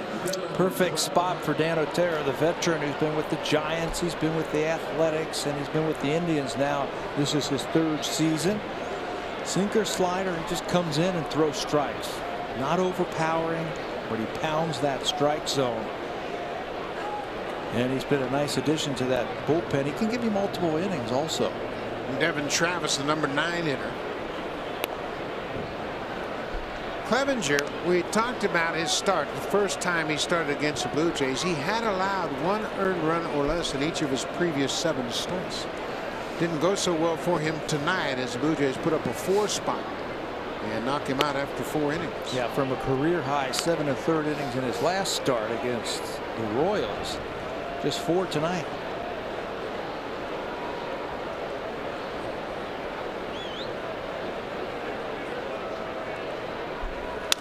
Travis hits it on the ground, 2 hops to 3rd. Long throw for Ramirez. 1 away. So Clevenger, he had been on a roll, and the Cleveland staff over the last 5 games have been terrific. But the Blue Jays touched him up. The 2 walks really factored in big time for Clevenger. After striking out the first batter in the 4th, he walked 2, and they both came in to score. For his line, 82 pitches, 4 innings, 3 hits, 4 earned runs. And those 2 walks came back to back in the 4th. And if he could get 1 pitch back, it's probably the Diaz pitch, the fastball. He picked a perfect time if you're a Blue Jay fan to throw him a fastball. Curtis Granderson is 0 for 2 so far.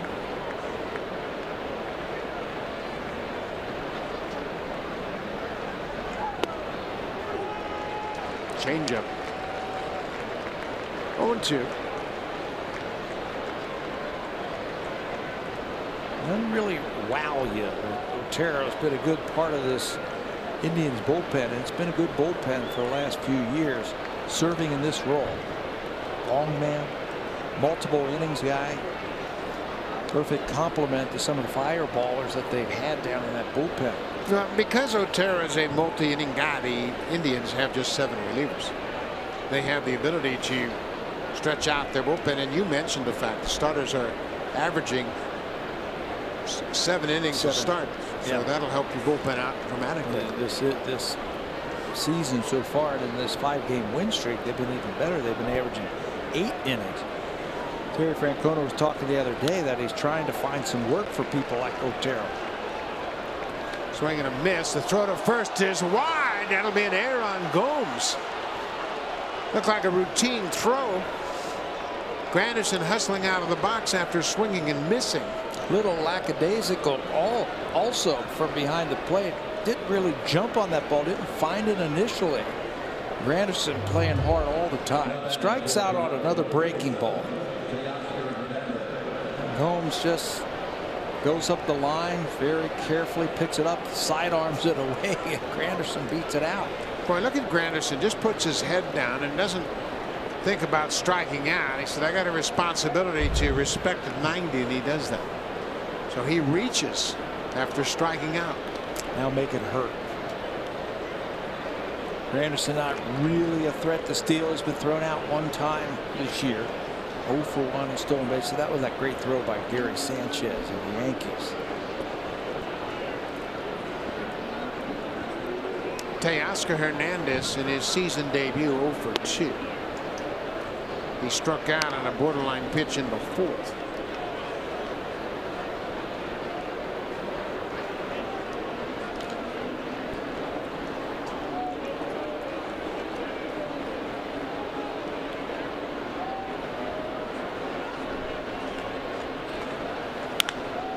Pulls out with a foul.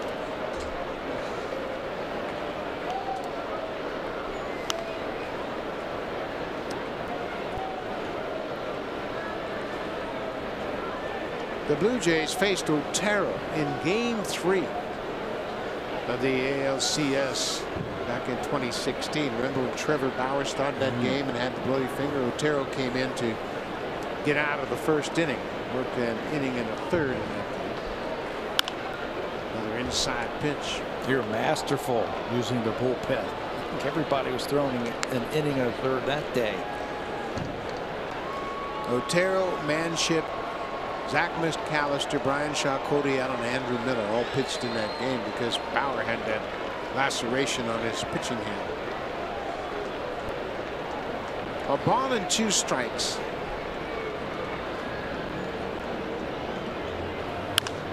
Little flare into right field. Naquin is going to get there and make the catch. 2 away. Let's check it with Jamie Campbell.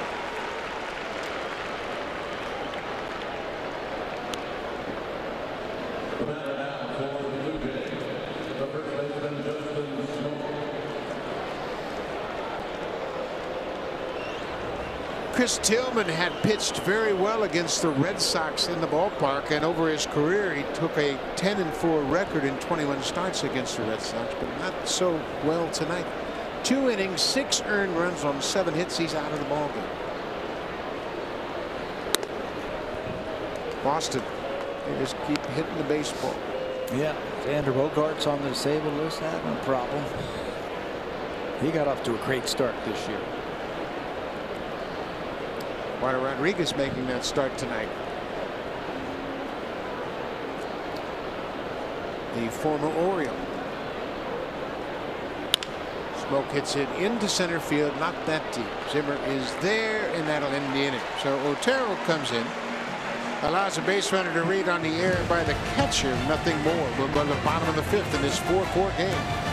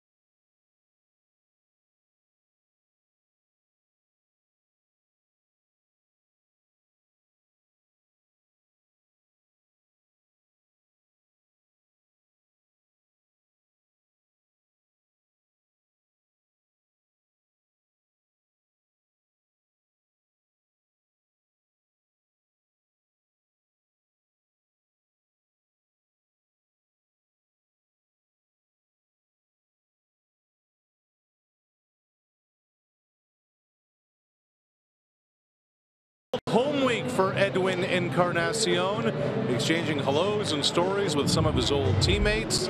And how do you know he is fully acclimatized to life in Cleveland? I asked him today if the Raptors meet the Cavs in the playoffs, man, who are you rooting for? He smiled and he said, LeBron. He's been down here to see us. He's a big fan of the ball club. It's been a smoother second season for Encarnacion here, too. He admitted last year the transition was a little more difficult than he thought it would be. Now he's more familiar with his surroundings, the organization, the city. He did say he is still in touch quite a bit with Jose Bautista. Matter of fact, he spoke with him this week. He said that Bautista is still interested in playing in the big leagues. And Edwin said that his old pal is hopeful for a phone call and an opportunity. Guys? Absolutely. They were such a 1-2 punch for so long for the Blue Jays. And we mentioned Edwin played 8 seasons with the Jays and best years of his career. Yonder Alonso is 1 for 2. Stroman had a very good 4th inning. 10 pitches. He retired the side in order. Got a nice defensive play from the right fielder, Randall Grichuk. That seemed to energize him just a little bit that inning. Got a couple of weak ground balls then to finish off the 4th inning. Stay right there. Stay right there with that sinker down and away to lefties and spin that breaking ball.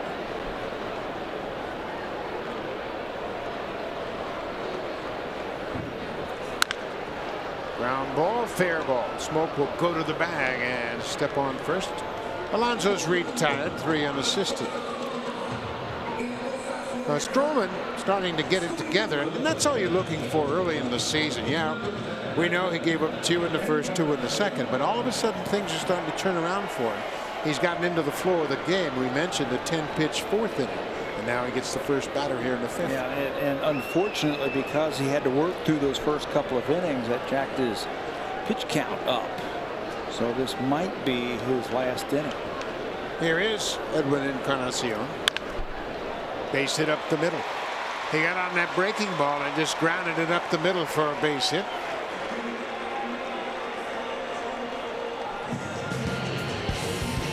Hurry into Home Hardware Spring Scratch and Save event to save big for 2 days only on April 13th and 14th. Here's how.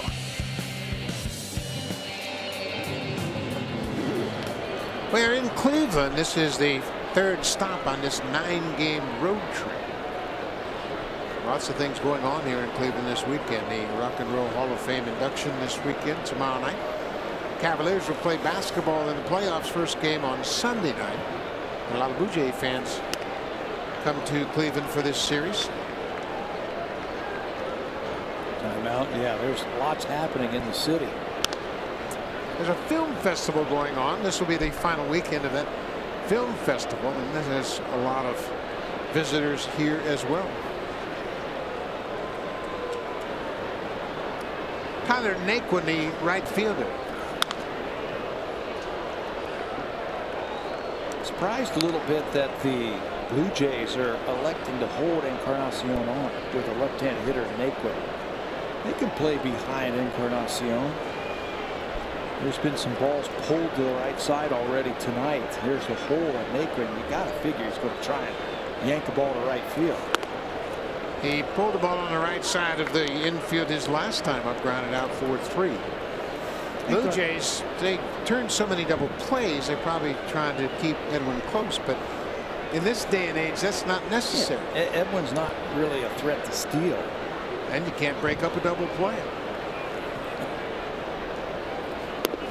Breaking ball downstairs, 3-1. So Smoke still holding Edwin on the back. Stroman nearing the end of his outing. He has now thrown 91 pitches. It's a 4-4 ball game. Ground ball to third, past Solarte, off his glove. A double play ball for sure. The ball took a skip, went off his thumb into left field. It was hard hit, but right to the third baseman. I think Solarte got a little bit ahead of himself, thought about the double play before he caught it. Yeah, right to his glove side, too. He's going to have plenty of time if he comes up with the ball initially. Sliced the other way by Naquin right at Solarte, and it's off the glove. It's a base hit for Naquin, but Solarte will tell you that should have been a double play. That would have gotten Stroman out of the inning. Now he's got to face Yan Gomes.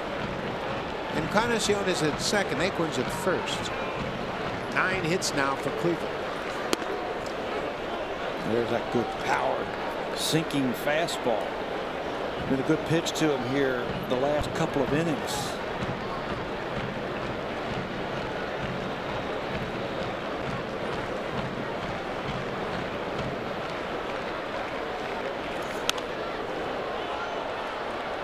Oh, and 2.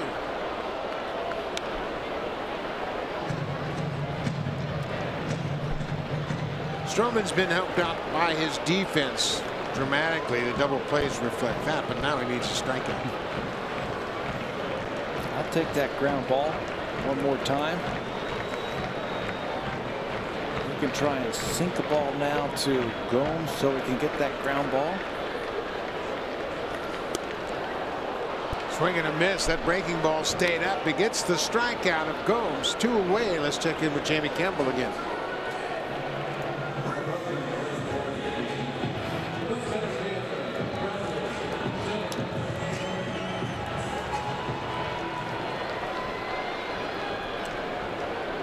The Mets on the verge of winning their 9th straight game, and everybody was anxious to hand that division over to the Nationals. Nationals are 6-7.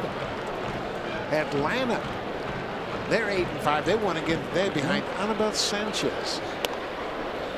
Another shutout by the Braves. And the manager of the New York Mets, former pitching coach of the Indians, Mickey Callaway's got that club off to a great start.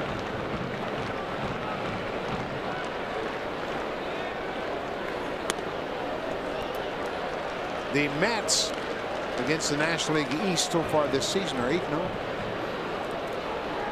They've got a great pitching staff, and once again, if you pitch well, you're in every game. Right now, he's got to pitch well. 2-0. Marcus has to come up with something here to Zimmer. Been swinging a red-hot bat. Gets that breaking ball in there for a strike. It's 2-1.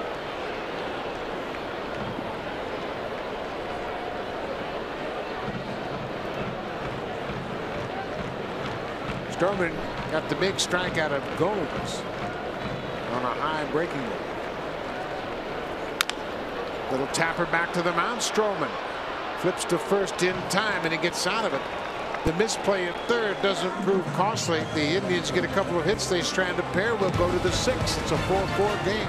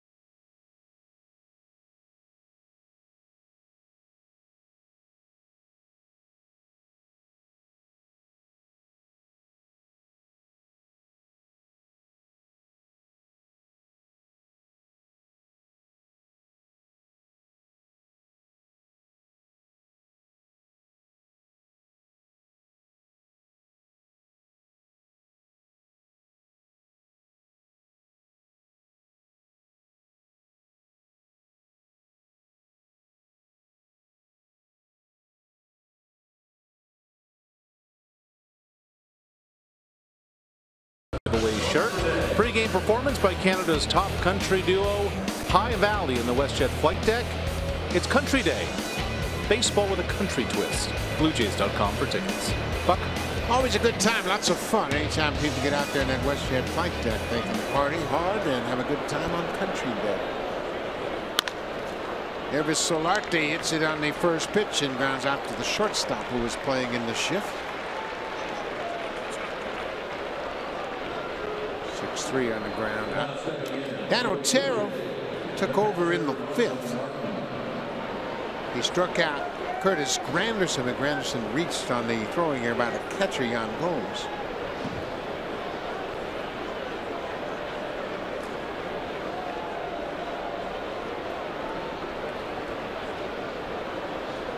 Russell Martin at the plate. He's 0 for 2. Blue Jays have just 3 hits. Kevin Pillar has 2 of those. And the other hit, the big 3-run home run by Aledmus Diaz.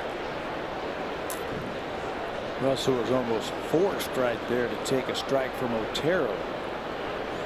Unfortunately, it's right there. Otero last year got into 52 games, had 60 innings pitched, 9 walks all season long. The year before that, well, you're saying, well, maybe it's a one-year wonder. No, he threw 7 2/3 innings. The year before that, he had 10 walks. So he's going to be around the plate. As you mentioned earlier, he's not an overpowering pitcher, but he can throw strikes with all of his pitches. Deep bullpen for Cleveland. That's Zach McAllister, the big right-hander, loosening up. Martin pulls it on the ground. Lindor bobbles, boots, kicks it in. Russell's going to reach. It's the first error of the season, charged to the shortstop, Lindor. He made just 10 errors last season at shortstop. Just 10 all season long. Just didn't look comfortable on that one. Looked like he got an in-between hop. Ground ball, in-between hop. Yeah, and it came up on him, hit him on the heel, and just couldn't recover.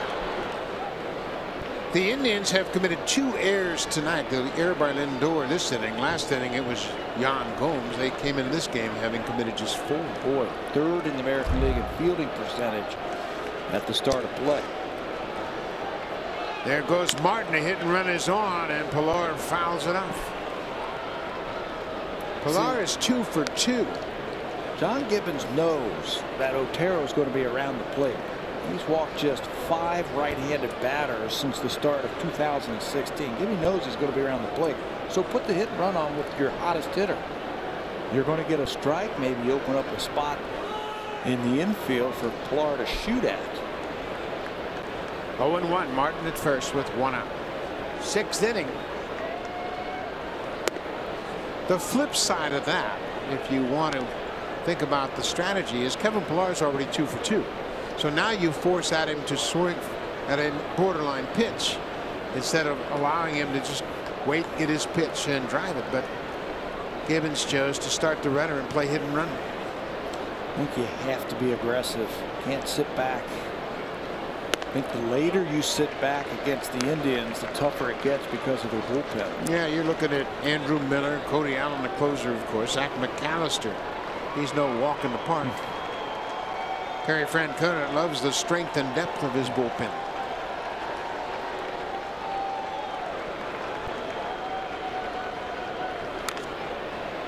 Pilar has to fight off that inside pitch with 2 strikes. Kevin's had a terrific road trip. 2 hits tonight in his first 2 at-bats, has his average up to 320.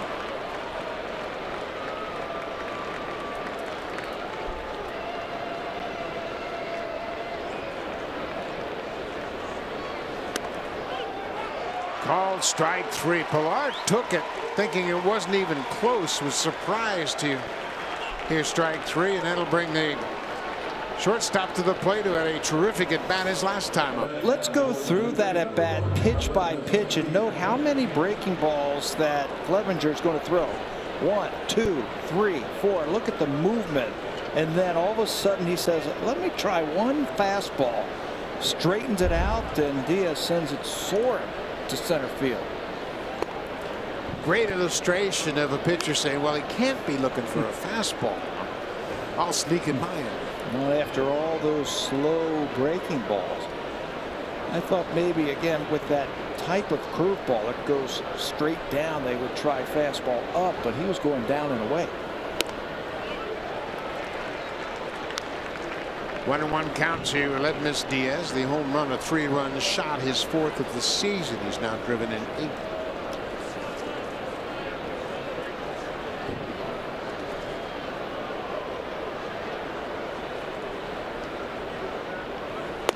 Inside off the plate.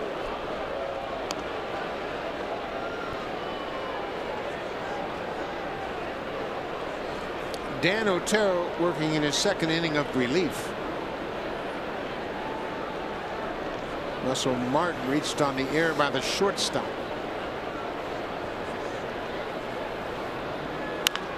Pulled on the ground. Fair ball. Long throw for Ramirez in time, and that'll end the inning. So the air doesn't factor in behind Otero. It's a 4-4 game. We'll go to the bottom of the 6th here in Cleveland. Danny Barnes coming out of the Blue Jays bullpen.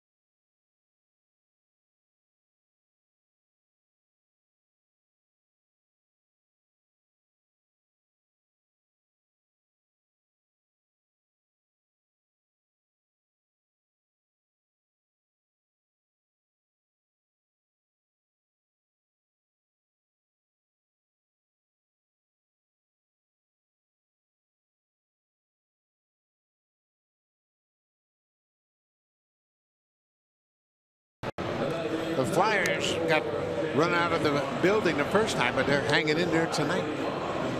This is Danny Barnes. He will get a clean inning. Well, he was terrific inheriting the bases loaded on Wednesday in Baltimore. Yeah, bases loaded, nobody out, a run all the way in, already in for the Orioles, and Danny Barnes had needed a shutdown, and he came right in. Strikeout, strikeout, fly ball. So, in fact, Danny has not allowed a run in his last 6 outings, covering 5 1/3 innings, just 5 hits. He's a very aggressive pitcher. Here it is. Let's see what you can do with it. Fastball, changeup, and a little slider. The slider really played big in that game in Baltimore. He threw a first pitch slider to Adam Jones, the first batter he faced with the bases loaded, and got him to chase. Rajay Davis, the number 9 hitter. Fouls it into the seats down the right side. Cleveland scored 2 in the first and 2 in the second. And it looked like they were headed for a big night, but then Marcus Stroman got settled in. He works 5 innings and gave up 2 runs on 6 hits in the first 2, or 4 runs on 6 hits in the first 2 innings, and then held the Indians to 3 hits the rest of the way. Made big pitches when he had to. Stranded 7 runners through his 5 innings. Got to make some big pitches. Got his pitch count up to 99.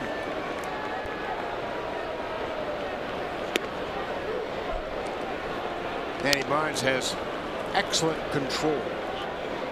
He spots that fastball down and away to Rajay Davis, and then he'll elevate from time to time to get those hitters to chase. Yeah, he can get outs up in the strike zone, down in the strike zone, up and down, up and down. Not so much side to side that a lot of pitchers go with. Sinker, slider, down and away, down and in. He's up and down in the strike zone. Pete Walker really values Danny Barnes in that bullpen. He can do so many things for you. He can get a clean inning as he's gotten here tonight, or he can bail you out as he did Wednesday night. There's that elevated fastball for the strikeout. Marcus Stroman made his 3rd start of the season here tonight. He is now winless in his last 6 road starts. But he'll get a no decision here tonight. He did a good job of overcoming a couple of tough innings at first and second. He goes 5 innings, 9 hits, 4 earned runs. They all came in those first 2 innings. Walked a couple and struck out 5. Kept his team within striking distance, and they did strike. Yeah, and got stronger as the game went along. Francisco Lindor has squared it up 3 times tonight. He was robbed of his 3rd hit in the 4th inning on a nice play by Randall Grichuk in right. Hit a ball here last night, a home run, batting left-handed to left field. That swing right there looked like he was trying to hit another one, but he's got power the other way. He was halfway up the stands in left field, batting left-handed. So he doesn't have to pull the ball to hit it out of here.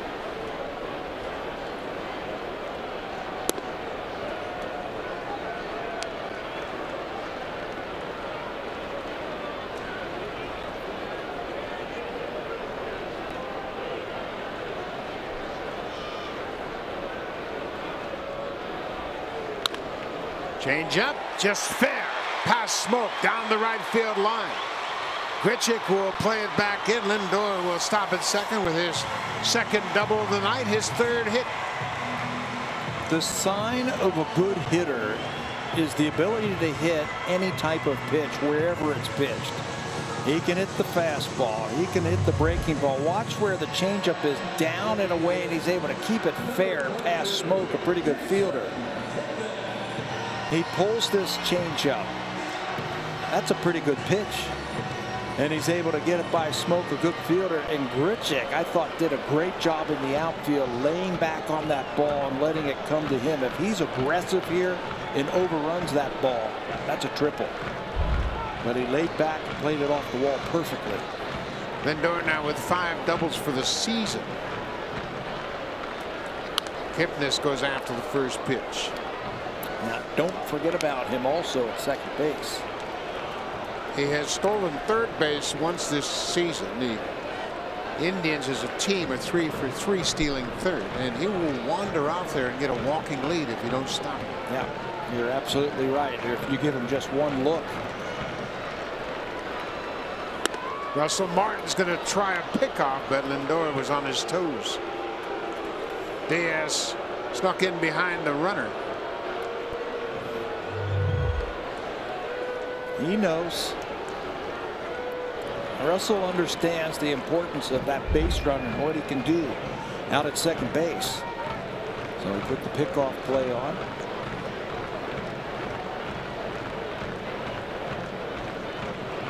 Really got to stop Lindor now.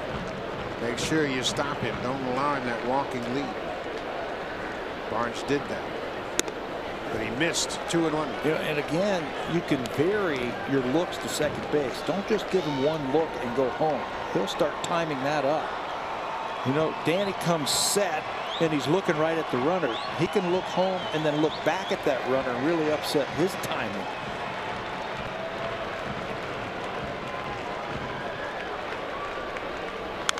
Kipnis wails at that outside pitch.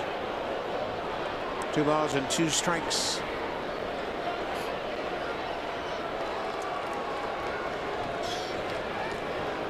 Pat, you made a great point about the attack of the Indians offense, how they spread the defense thin, and another good example of it right now. There are a lot of holes out on that defense as Kipnis hits it all over the ballpark. Yeah, and you worry about Diaz having to get close to that runner to keep him close to second base. Opens up that whole left side. Kipnis, I've seen him many times go the other way. He was thinking about it and leaned out over the plate and got one up and in. Yeah, he's got one of those sneaky fastballs. And there it is right there. He wanted that ball up. And Barnes obliges.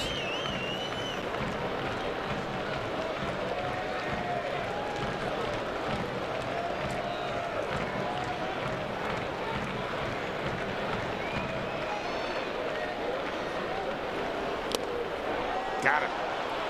Foul tip. Russell Martin hangs on for the strikeout. 2 away. Canada's favorite car cheers for Canada's favorite team.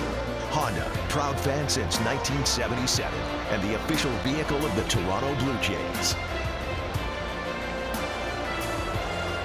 That is the Rock and Roll Hall of Fame, not more than a mile from this ballpark, and it's the Hall of Fame induction weekend. John Bon Jovi, the Moody Blues, the Cars, among others, being inducted into the Hall of Fame this weekend.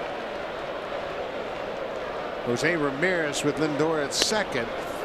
There's a strike. This guy's been a tough out with runners in scoring position for the last couple of seasons. Those are with a very simple approach at the plate. Doesn't overswing.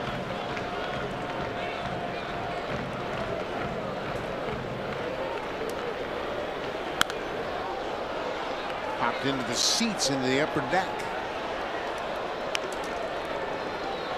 Danny Barnes is one of those guys that you say, well, yeah, he's okay. Yeah, he's same pitch. Okay. Doesn't light up the radar gun. Doesn't have a real great secondary pitch, but boy, the overall package is really effective. Then you go and talk to the opposition and you say, hey, what do you think about Barnes? I can't see the ball. The ball gets on top of me too quickly. And then you throw in that tough changeup, and he's got great arm speed on that changeup.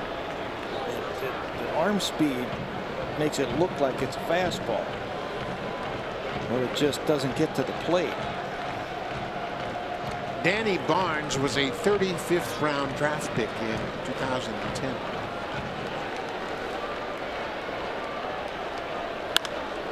High pop, playable down the right side, and it's going to drift out of play. That wind just kept pushing it towards the seats, and it was a couple of rows deep. That left the bat. It looked like Travis was going to get over there. Devin had a beat on it, but just kept drifting on it.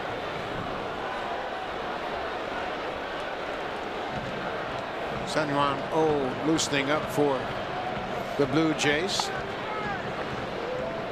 I believe he's going to get better and better the more work he gets. His spring training was very abbreviated.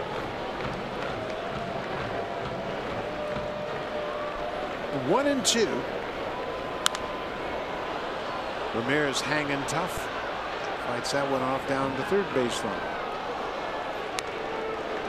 That fastball looks so hittable, and you see it out of his hand. You recognize fastball. It's up, and by the time you start to swing, it's on top of it. He's had a lot of success at elevating. You can see from pitch cast right there. Those are all fastballs up in the strike zone. Changeup he laid off.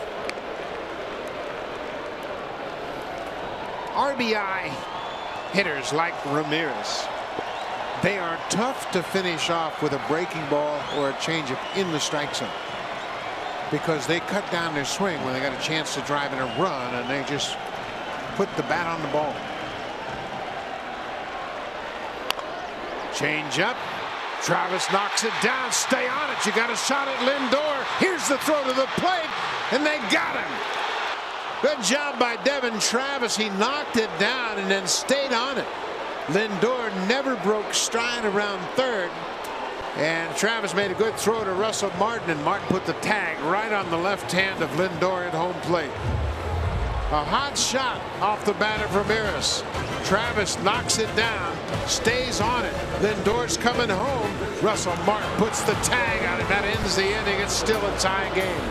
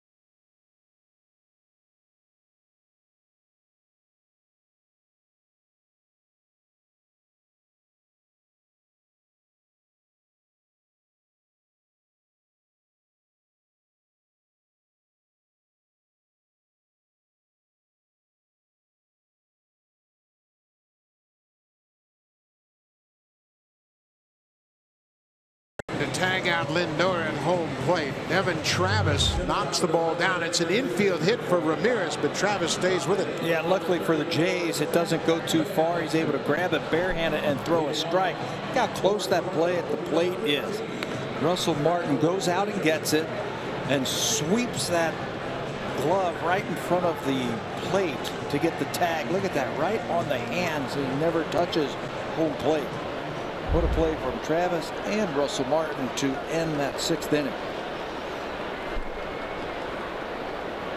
New pitcher into the ball game takes over for Dan Otero, who goes 2 innings. It's the big right-hander Zach McAllister making his 6th appearance of the season. Yeah, 5 games. He's had a couple of holds for this team. He might be an important guy for the Indians this year. They lost Brian Shaw to free agency. Shaw, Miller, Allen. That was a tough 3 relievers that Terry Francona can go to, so they're trying to find somebody to fill Shaw's spot. McAllister's always had a great arm. Throws a lot of fastballs. Basically fastball breaking ball. Zach McAllister, big right-hander. 6'6". He's 30 years old. Originally drafted by the Yankees in the 3rd round. Breaking ball way outside. Randall Grichuk leading things off. He'll be followed by Devin Travis and then Curtis Granderson. The Blue Jays have scored 4 runs tonight. It's a 4-4 game. When the Blue Jays score 4 or more runs, they're 7-0 this season. Ledmus Diaz in a 3-run home run to tie it in the 4th.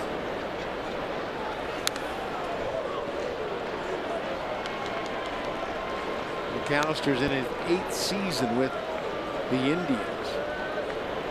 He's another one of those long men, if you will, nowadays. I guess a true long man. We don't have those anymore, but he can give you multiple innings out of the pen. He was 4th on the club in relief innings last year with 62.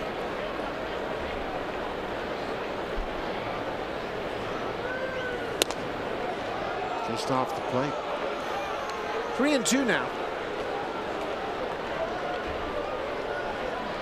Grichuk trying to reach to start this 7th inning. Randall just 3 for 41.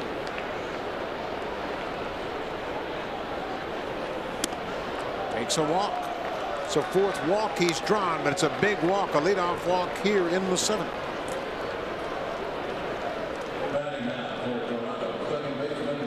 Now Devin Travis will step in. Devin's 0 for 2. We mentioned Blue Jays have just 3 hits tonight. The Indians have 11, but we're tied at 4-4. Walks played a big part. Clevenger lost the plate momentarily in the 4th inning. Both of those walks came around. See how the Blue Jays play this one. Devin takes a pitch outside. Similar situation back in the 6th inning after Martin had reached on an error. They put the hit and run on the first pitch, and Pilar fouled it tight. Now that's because I think Otero's around the plate. Zach McAllister, on the other hand, is known to get a little wild. And I think you wait him out.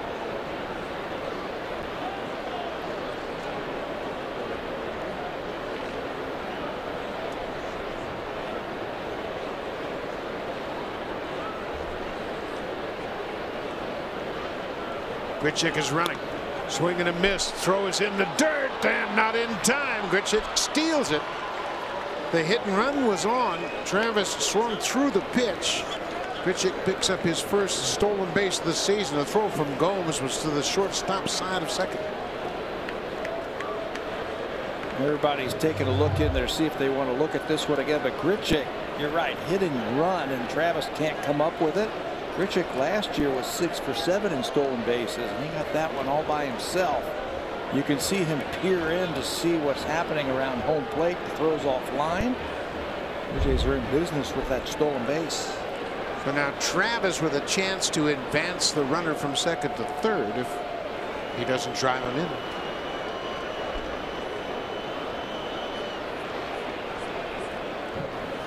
Ground ball to the right side, past Alonso.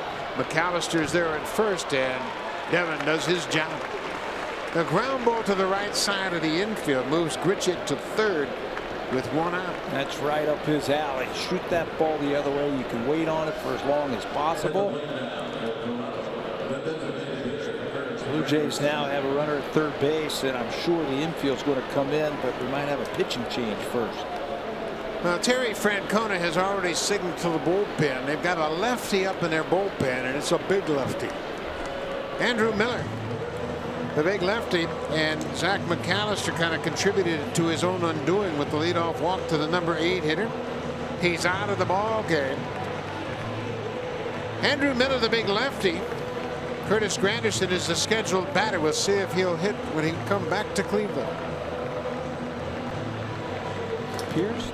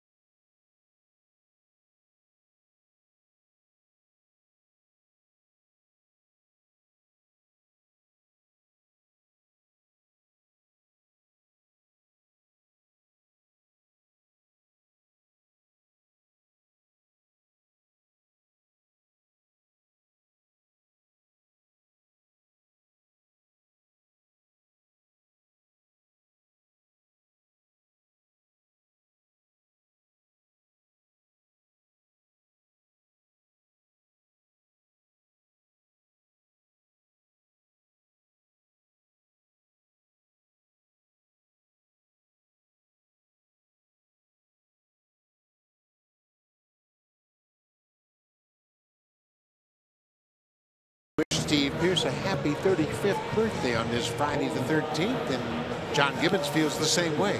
Congratulations, happy birthday. Go hitting off Andrew Miller. Yeah, go get him now. Big guy. He's been swinging a hot bat. He's had a couple of home runs on this road trip, and he's going to face one of the best in baseball, Andrew Miller, former first-round draft pick of the Detroit Tigers out of the University of North Carolina.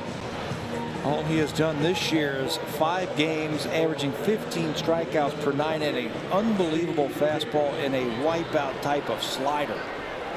So Pearce has been hitting the ball hard, fastball. I think you swing early in the count. Hitters are just 1 for 12 against Miller. Right-handed hitters, that is, like Pearce.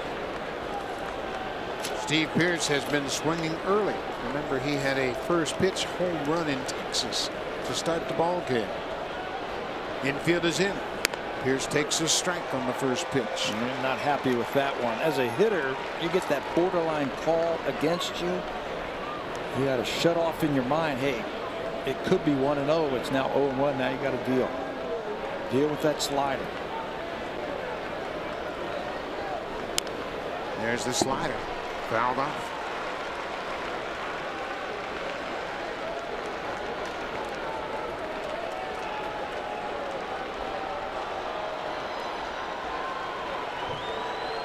Grichuk is at third in this 4-4 game. John Gibbons sent Pearce to bat for Curtis Granderson.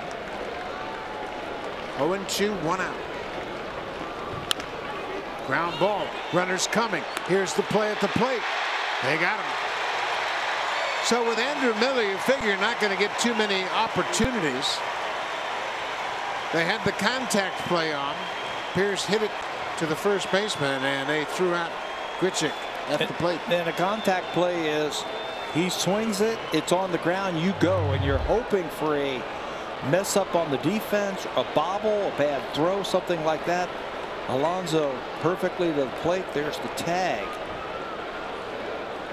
And a leadoff walk. He works his way around to third base, but unfortunately is tagged out at the plate. Are they going to look at it? Okay. Gibbons trying to get someone's attention.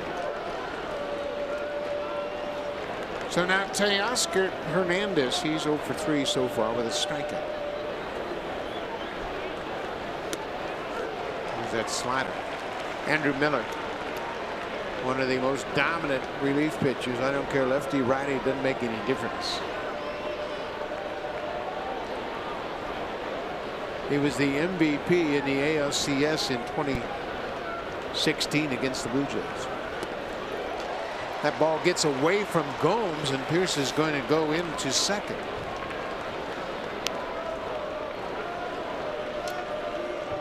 Shows you how dominant he can be, being a relief pitcher, not the closer, a relief pitcher, winning the MVP. Slider down and away, and Yan Gomes is going to be called for a pass ball. Can't come up with that slider. Second pass ball of the season, charged to the catcher. Go ahead runs in scoring position now for Hernandez.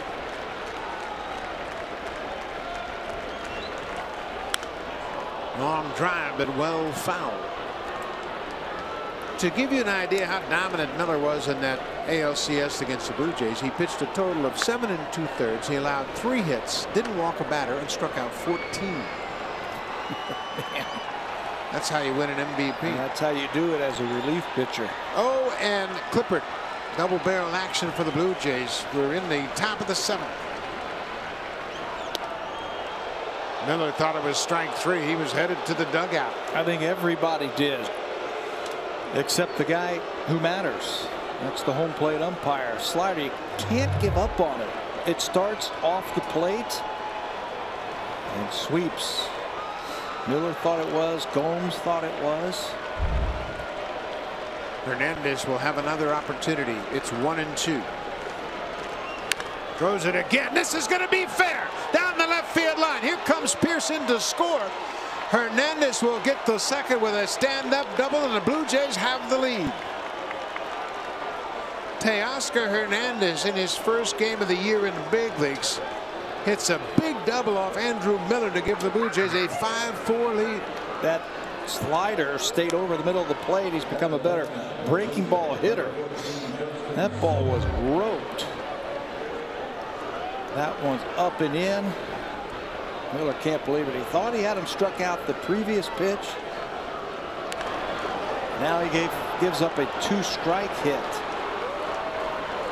Pierce can jog home with the tie-breaking run. That is just the second hit surrendered to a right-handed hitter, and the birthday boy, Steve Pierce, scores the go-ahead run. Justin Smoak batting right-handed for the first time tonight.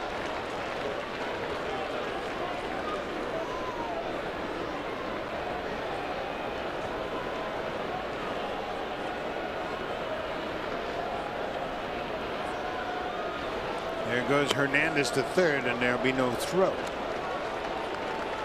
So he moves to third. Stolen base for Hernandez. This is the way he played in the spring. He did all the things that you want to see a player do. Played well in the field, ran the bases well, got big hits, and he's gotten the biggest hit of the night. He's got some tools in that toolbox as a player. Good arm, good defender. The Blue Jays a little energy tonight. 2 balls and 2 strikes to Smoak. Strike 3 called. That slider gets him. That ends the inning. But a leadoff walk factors in that it switched places, and then Teoscar Hernandez gets another chance after a close call. Rips an RBI double to give the Blue Jays a lead here in the 7th.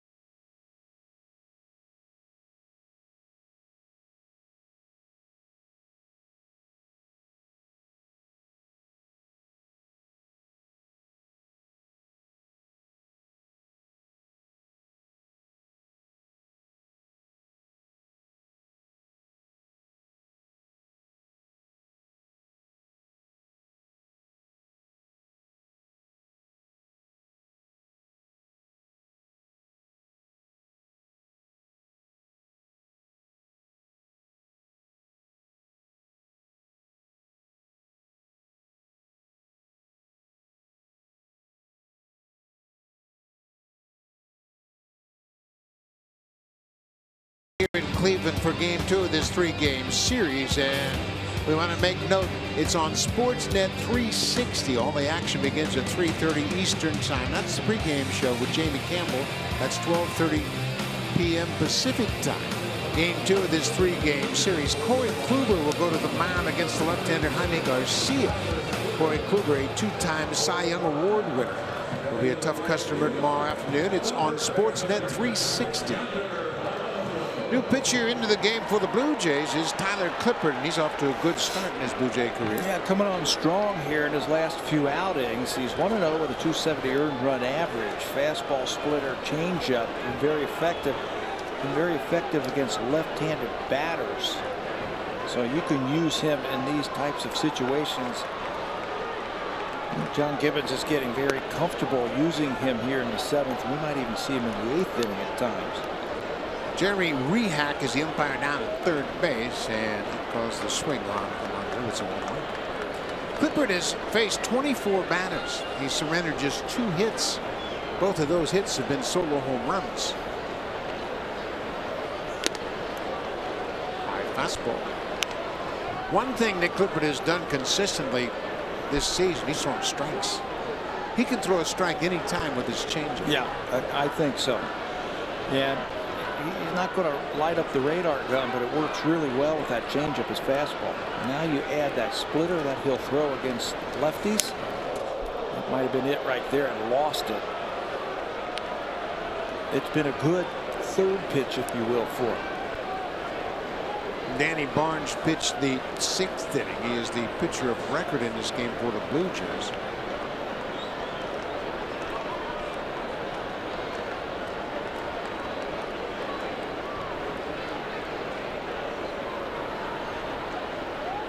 Upstairs. Got it. 90 miles an hour with the heater. He strikes out Alonso. Alonso goes down swinging for the 2nd time tonight. Hurry into Home Hardware Spring Scratch and Save event to save big for 2 days only on April 13th and 14th. Here's how. Progressive Field opened up in 1994.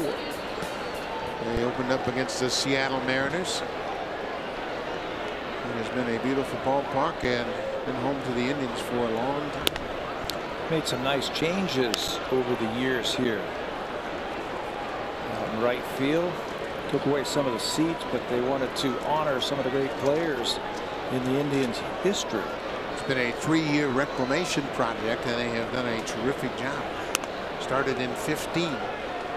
And they did it on the fly. They didn't interrupt the season, but you can see all the great names in franchise history. Fellow Boudreaux, Averill, Bob Lemon, Mel Harder, Larry Doby, Frank Robinson under the McDonald's Hopkins sign. His number is retired as well.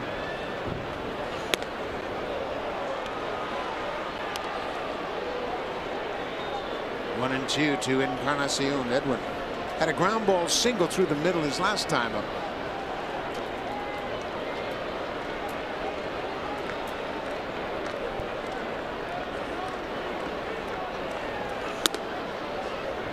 Get him to chase. This ballpark opened up as Jacobs Field. It was changed to Progressive Field in January of 2008. They've hosted 2 World Series, 95 and 97. And then 2016, 3 World Series. Ground ball playing him into shift. Travis takes his time, bounces it to Smoke. Got to get a little more on that throw. Trust to Smokey to dig out the low hop, and he did. Smokey's one of the best over there at digging it out. You got to get down low. Here's the throw from Travis. It sinks on him. Smokey said no problem. He goes down and just smothers it to record the out. Travis made a terrific throw to home plate to nail Francisco Lindor in the last inning. He knocked down a base hit off the bat of Jose Ramirez. Tyler Naquin's had a good night. He's 2 for 3 with an RBI. Well, he took a lazy swing at that and hits a lazy fly ball to center. Another terrific inning by Tyler Clippard. 3 up, 3 down. No problem in the 7th.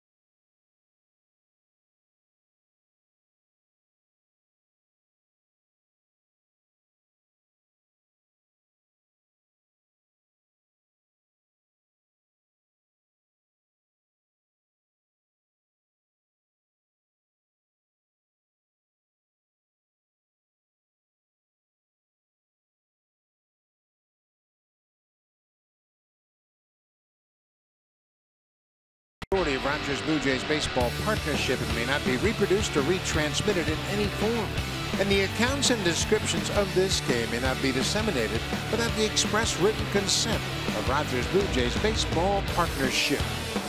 Hernandez Diaz with a 3-run home run. That was in the 4-run fourth inning. The Blue Jays tied it, and they took the lead in the seventh on an RBI double off the bat of TOR Hernandez, and that's where we stand now as the Blue Jays are set to bat in the eighth. Tonight started for the Indians. Mike Clevenger got off to a great start, but it could only throw 4 innings, so this is going to be our 4th reliever of the night.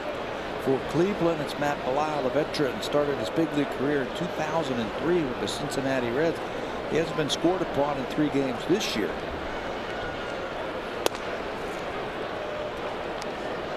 Enervis Solarte is 0 for 2 with a walk. He scored on that walk in the 4th inning. Scored on the 3-run home run by Diaz.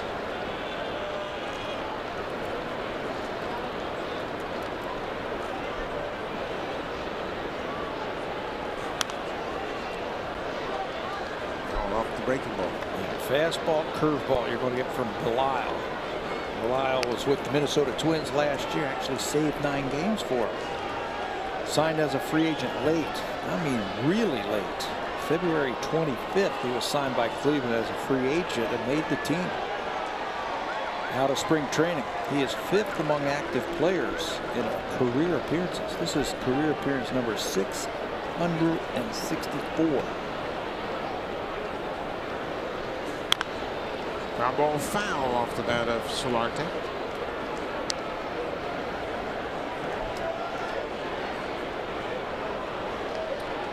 TOR Hernandez and Hernandez Diaz. A couple of big swings with the bat tonight. Hernandez just recalled from AAA Buffalo, playing in his first game of the season. Diaz his home run, his 4th for the Blue Jays.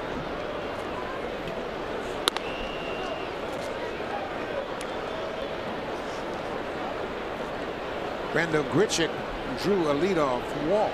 And then the pinch hitter, Steve Pearce, reached on the fielder's choice, moved to second on the pass ball and scored on Hernandez's double. Pearce's 35th birthday today. And the present from the manager, and at bat against Andrew Miller. Yeah, he takes over as the DH now after he pinch hit for Curtis Granderson. Trying to stay warm. Itching to get another at bat. Solarte has now reached base in all 12 games he's appeared in this season.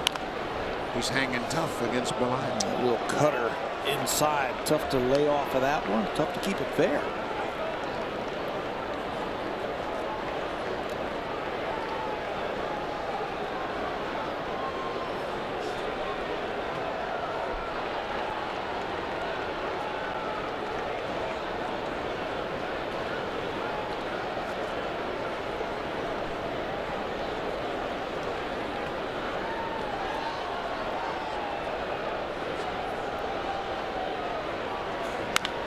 Ground ball.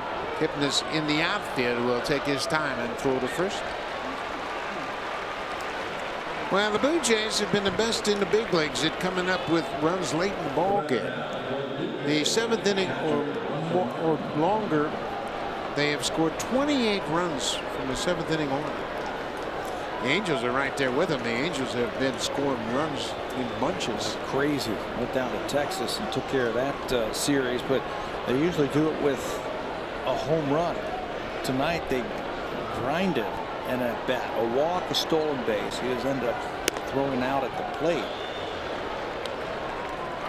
Pass ball might loom very large in that last inning. It's huge. Pearce was on first base when there was a pass ball by Young Gomes. He got into scoring position and then scored on that double. Yeah, it would have been 50-50 for him to score from first. I'm sure they would have sent him, and you just don't know what the cutoff throw is going to look like or how that ball is going to come off the wall. So you're just not sure, but he could jog home after the pass ball. Russell Martin takes one close.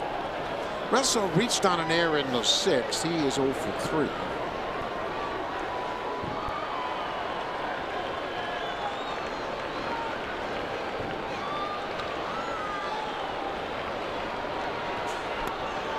a big breaking ball, curveball at 73 miles an hour. 2-2. Belial was a starter early in his career. He was a high draft pick of the Atlanta Braves, came up with the Reds, transitioned over to the bullpen halfway through his career. It's been good. It's been around a long time. Isn't it funny how many pitchers have been drafted by the Braves and they're still pitching in the big leagues? Ryan Tepera, he is ready to pitch the bottom of the 8th. Blue Jays bullpen has done another good job tonight. Danny Barnes, Tyler Clippard, and it looks like it's going to be Ryan Tepera next. Off the end of the bat, squibbed up the first baseline. Flipped to first by Matt Belial, and Martin is retired. 1-3 on the putout. Just don't forget about the effort from Marcus Stroman, the starter. His night got off to a rocky start. He gave up 2 runs on 3 hits in the first, 2 runs on 3 hits in the second, but was able to go 5 innings and hold the Indians to 4 runs, and the Blue Jays now have the lead. You'd think that he was going to be able to get to 5 innings, but really found that sinker late in the ball game and a slider. Now it's up to the bullpen. Kevin Pillar's had a good night. Double, a single, 2 for 3. Drills this one to center. Zimmer backs up a couple of steps and makes the catch. 3 up, 3 down for Matt Belial. We'll go to the bottom of the 8th. The Blue Jays have a 5-4 lead here in Cleveland. Now time for a Blue Jays Central update. Here's Jamie Campbell and Kevin Barker in the Samsung broadcast studio.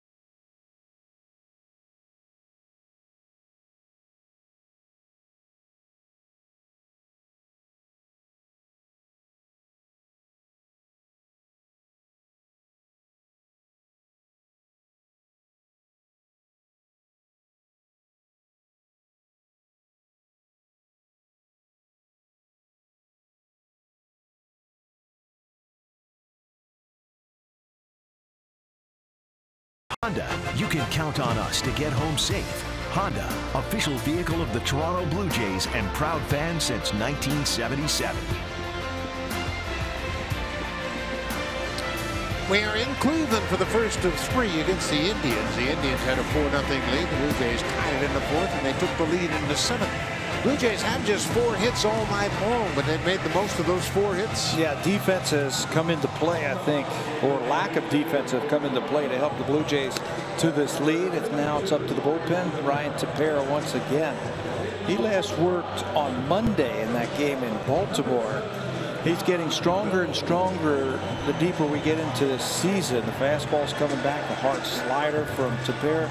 He has been solid in that 8th inning role for the Blue Jays, pitching in front of Roberto Osuna. He will face the bottom 3 in the order for the Indians here in the 8th. Good turnout here on a Friday night. Lots going on in Cleveland, as we mentioned. It's the Rock and Roll Hall of Fame induction weekend. The Cavaliers start their playoff run on Sunday, and the Blue Jays are here for 3. It's always a good draw. A lot of Blue Jay fans have come to Cleveland. Yan Gomes, Bradley Zimmer, and Rajay Davis. There's a first pitch breaking ball, and Gomes is on board. Well, now let's see if they utilize a pinch runner in this situation with Gomes, the catcher, leading things off. They've got some bats that they can go to. They got Brandon Geyer, who runs just a little bit better slider.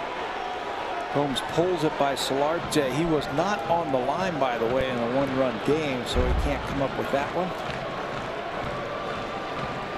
So Gomes starts things off. His first hit of the night. He's 1 for 3. Bradley Zimmer's a terrific bunter. He can bunt for a base hit, but he was swinging away there. He's also got a lot of power. Yeah, he's got some power. I was listening to a story today about in spring training where he took 8 swings in BP one day and 8 home runs.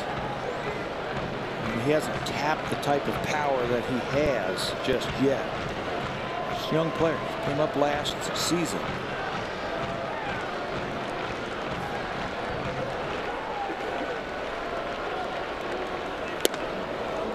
Swings right through it. Zimmer's going to be a tough guy to double up. If he does happen to hit it on the ground, he runs so well, and from the left-handed batter's box, he really eats up a lot of ground. And the infielder should know that. So just take your time and make sure you get it out. Chances are, unless it's a one-hop smash to the second baseman, you're not going to turn a double play. He just runs too well. So don't be too quick.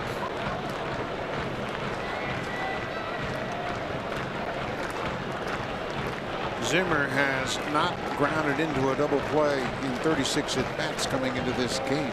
He is 1 for 3 so far tonight.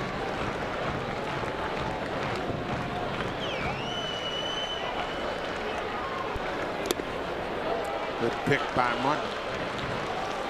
Russell always talks about that play. He said, you know, with my infielder background, it's almost easier for me to pick those balls than it is to block them. And he's also had a lot of knee trouble the last couple of years. He picked a ball the other day. Remember that play at the plate where he picked it from Jay Happ, saved him a run? 2-2 now.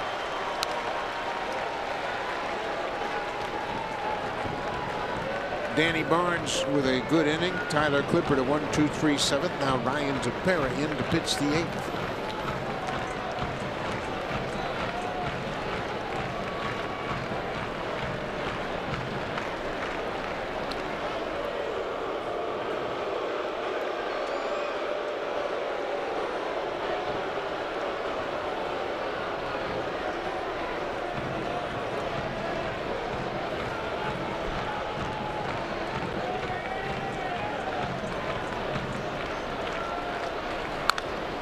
Foul.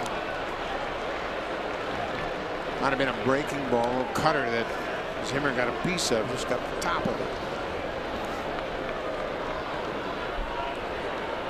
it. The Blue Jays have lost their last 4 games here in Cleveland. Coming into this game, they've been outscored 26-7 in those previous 4 games. 6 in a row, Buck, if you count the playoffs. This has been a tough place for him to get a win.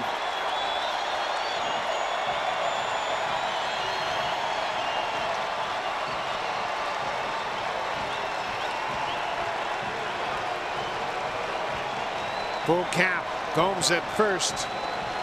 He's not running. Cut out and missed. Tepera with a strikeout of Zimmer, 1 away.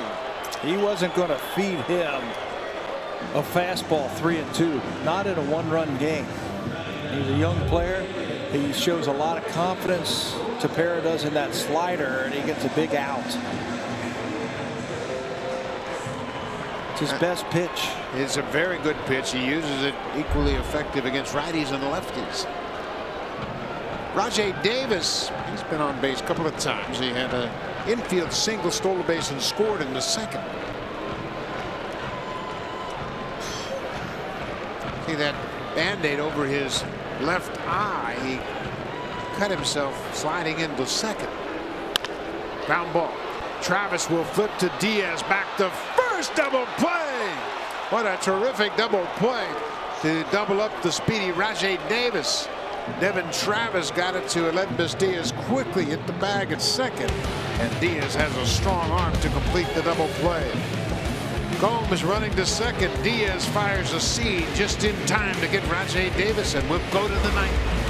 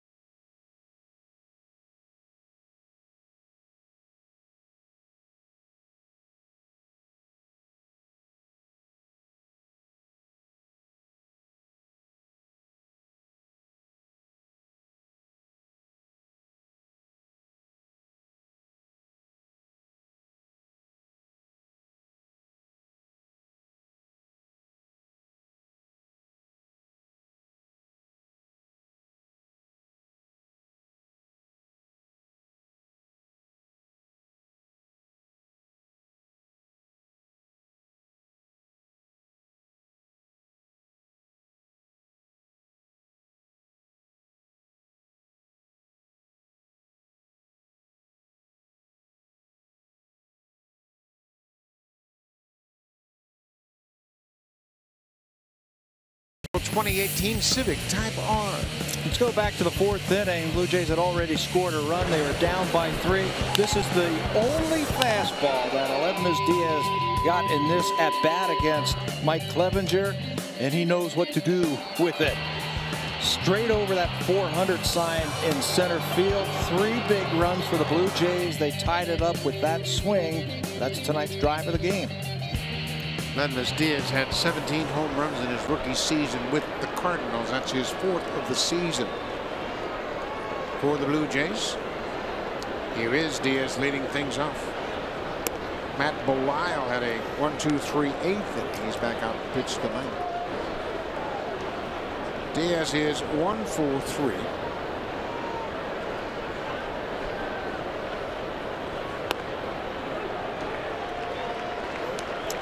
I think a tough strike there. I think he's going to get all breaking balls for the rest of his series after he covered that only fastball that he got back in the 4th inning.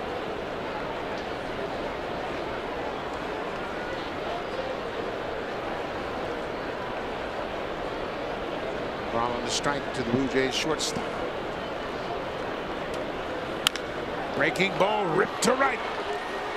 He stayed on that pitch and put a beautiful swing on that high slider. His 2nd hit of the night. Just the 5th hit of the ball game for the Blue Jays. Well, if you want to get more fastballs, prove that you can hit the breaking ball. It's a high breaking ball. Watch how he stays over on top of this one. Doesn't uppercut that. Just stays on top of it and shoots it to right field for his 2nd hit of the night.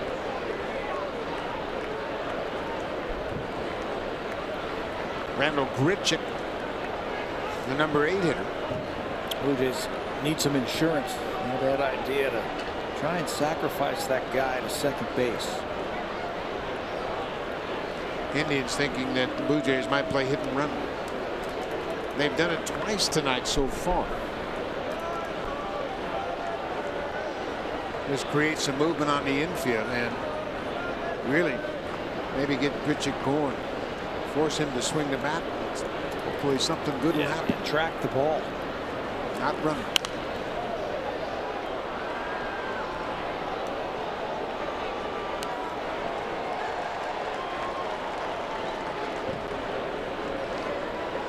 Randall Grichuk, coming from the National League, has 1 sacrifice bunt in his 5 years in the big leagues. That was in his rookie season back in 2014. So he's not accustomed to bunting here, and the Blue Jays don't bunt very often to begin with. 0-1. 1-1 count. Always a good hit and run count. Grichuk looking down at Luis Rivera at 3rd. Yeah, lots of signs from Rivera.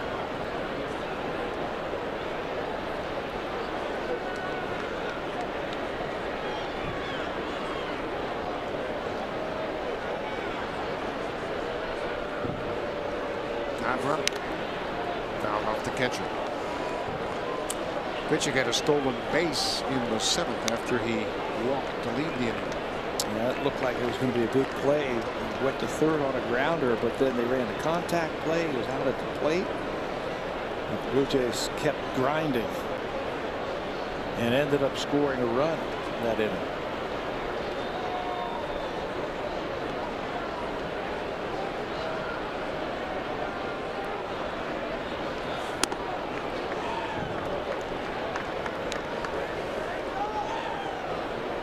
Blue Jays have a 5-4 lead, and of course that means Roberto Osuna will pitch the 9th. He's been nothing short of spectacular early in the season. Grichuk checks his swing, and the appeal to first is the 9. Send the runner now. I think you got to roll the dice and send the runner. It's 3-2. I think you've got the lead. You got some leeway here. He's been aggressive tonight. There goes Diaz. No, he faked the break, and then Gomes snaps a throw. He took a couple of steps towards second. Grichuk strikes out. I wonder if he felt like he didn't get a real good jump, because it looked like Belial quick pitched him. He thought about it. And if you don't get a good jump, put the brakes on, that would have been a double play. I think he was faking all the way. I just think he tried to create some movement on the infield. Took a couple of big steps towards second and had no intention of running. One out for Devin Travis. Infield at double play depth.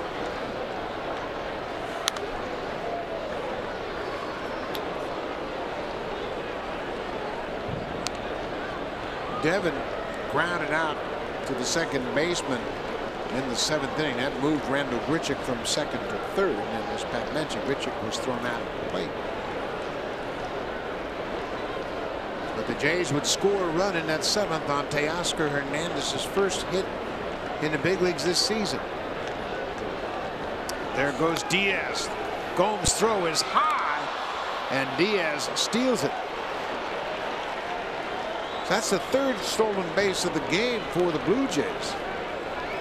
A team that doesn't run very much has run against one of the best defensive catchers in the American League. He threw out 40% of the runners trying to steal against him last year. They picked on a good pitch. It looked like a slider from Belial, down and away. Diaz was 4 for 5 in stolen bases last year. That is his first one this year. Grichuk has a stolen base. Teoscar Hernandez has a stolen base. Now Diaz. He's in scoring position with 1 out. Travis fouls it off. Again, the Blue Jays scratch and claw. They score a run in the 7th, something they've done better than anybody in the majors this season, scoring late. They have taken the lead, and they hold on to that lead here in the 9th. Blue Jays have scored 5 runs on 5 hits. Cleveland has 12 hits, but they trail by 1. They've left 8 runners on base, the Indians. Boy, do wonders right here. Devin Travis. Clutch up with a hit. He's getting close. Hit a couple of balls hard in Texas. Devin is 1 for 5 so far this season with runners in scoring position. Blue Jays trying to snap a 4-game losing streak in this ballpark. Looking for their 5th win on this road trip. 1-2 pitch. Hit him. It hit him on the wrist, and the appeal to the first base umpire as to whether or not Travis was swinging. Mark Carlson, the first base umpire, said no swing, so Travis will go to first base, hit by a pitch. The home plate umpire, Jerry Davis, quickly asked the first base umpire if Travis was swinging at the pitch. Had he been and hit by a pitch, he would have been called out. They hit him on the fat pad of that right hand. Starts his swing, tries to hold up, and got him right on the lower palm, if you will, of that right hand. Just can't pull the bat back in time.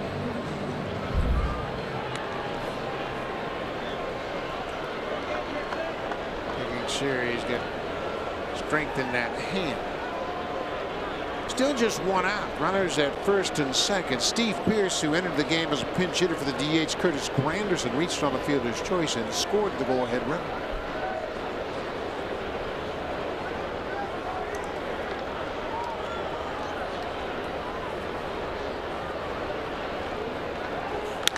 Swinging a drive. Fair ball just inside the line.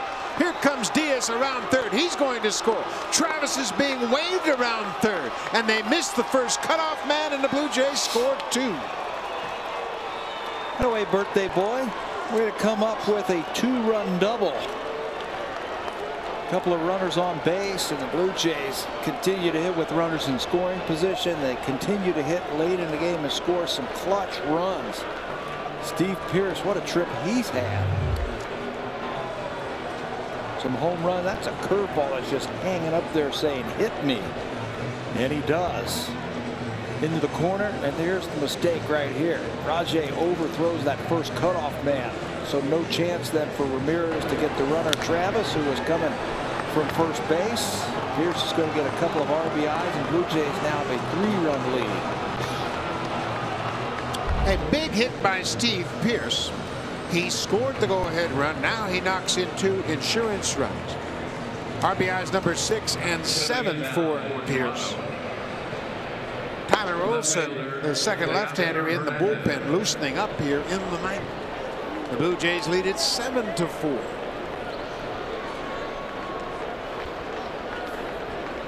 Teoscar Hernandez with the go-ahead RBI. Diaz scored the first run here in the ninth. Travis scored the second. Teoscar Hernandez with the big go-ahead RBI double in the seventh. Yeah, and it wasn't off of some softy either. It was off of one of the best relievers in all of baseball, Andrew Miller. Stayed on the slider that time.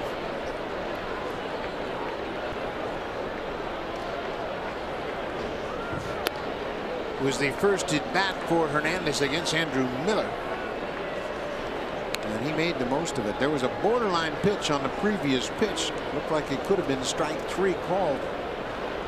Hernandez got the benefit of the call and took advantage of the next slider, and he ripped it to the left field corner.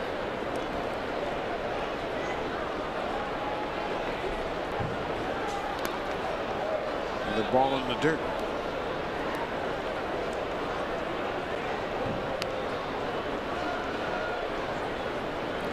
Matt Belisle had a 1-2-3 eighth inning, but gave up a leadoff base hit to Diaz. After striking out Grichuk, Devin Travis was hit by a pitch, and Steve Pearce coming up with a 2-run double. Still just one out. Swinging a drive deep to center field. Zimmer's not going to get it. It's over his head and off the wall. Pearce is around third. He's going to score, and have a night, Teoscar. First game of the season, 2 doubles, and he's driven in a pair. Yeah, he hit so well in spring training. And you felt so bad for him when he didn't make the team out of spring training. But you know what? He put a smile on his face. He went down to AAA, smiled just like that, and said, I'm going to hit. I'm going to be back.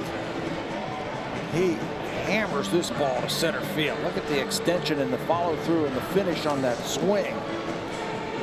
That's a 400-foot line drive that's going to send Matt Belisle out of this ball game. 3 runs on 3 hits here in the ninth inning. Still just one out.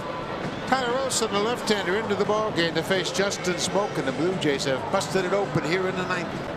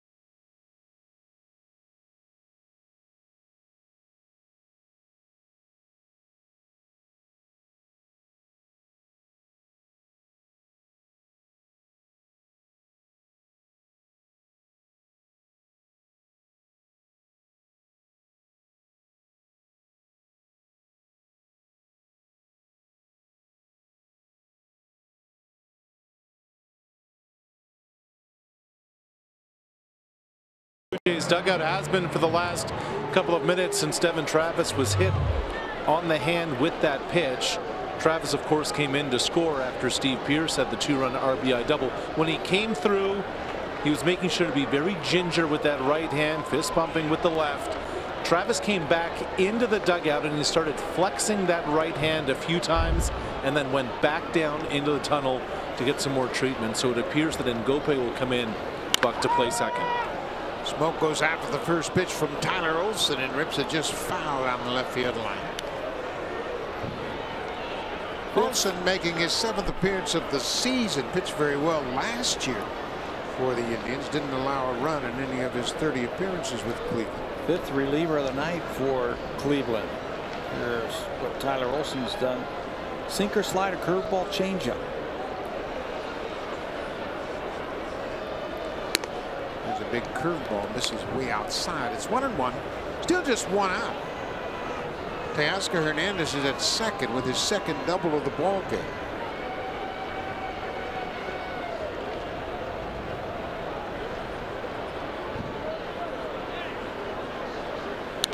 The Blue Jays continue to score late in games this season. They lead the majors in scoring runs from the 7th inning on. They scored a run in the 7th, have 3 here in the 9th, and they're not done yet. And you just don't know where rallies are going to come from. A pass ball helped them get a runner in scoring position in the 7th inning. And Teoscar cashed that run in. Tonight, here in the 9th inning, a walk, a stolen base, a hit by a batter, back-to-back doubles. The bottom third of the batting order has been productive as well. Miss Diaz with 2 hits. She scored a pair of runs and driven in 3. And Grichuk got a leadoff walk in that 7th inning. Smoke strikes out. See, second out of the inning. That's Olson's best pitch, the changeup. And he likes to use it. Any count at any time. He'll use that changeup. Threw it about 20% of the time last year. And Smokey comes up empty.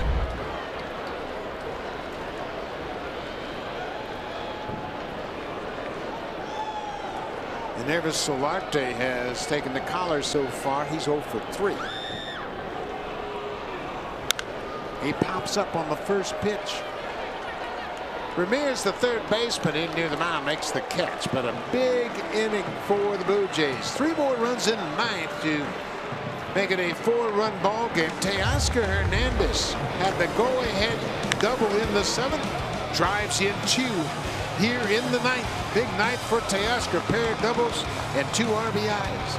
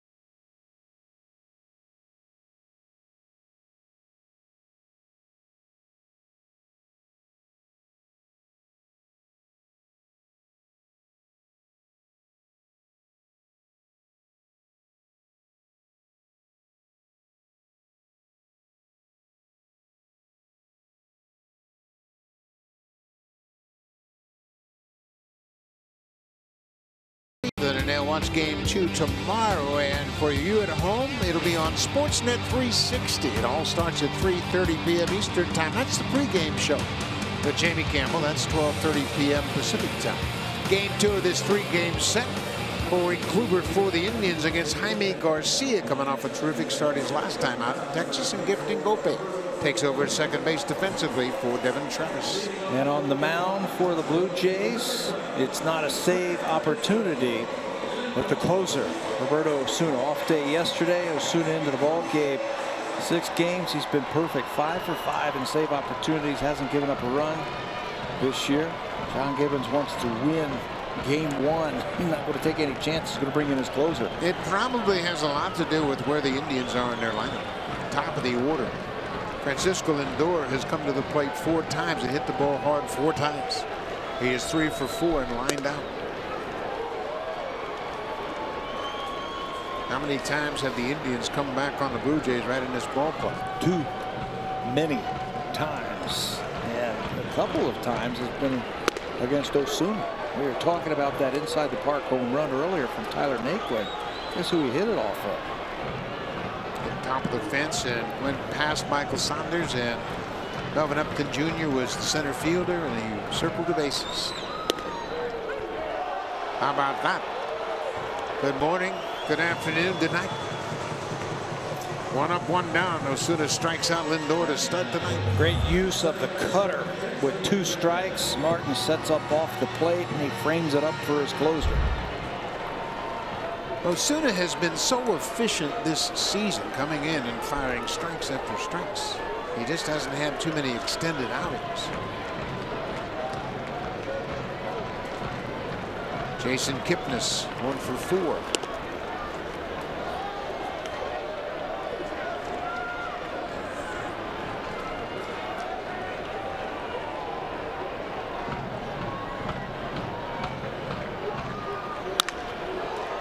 Right to the shortstop Diaz. 2 up, 2 down. Roberto is making his 7th appearance in this ballpark. Check that. His 4th appearance. He has a 6 earned run average pitching in this ballpark. He has been charged with a blown save in the past. Worked a total of 3 innings, allowed 2 runs on 3 hits and 2 home runs. One of them was the inside the Parker. Another strike.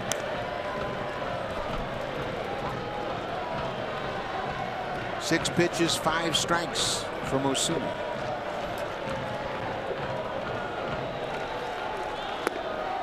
On a breaking ball.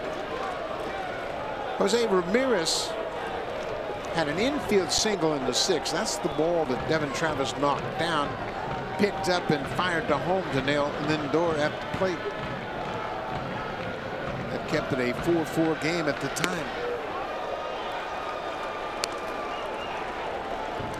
And then it was Clipper 1, 2, 3 in the 7th. Tepera faced 3 batters in the 8th.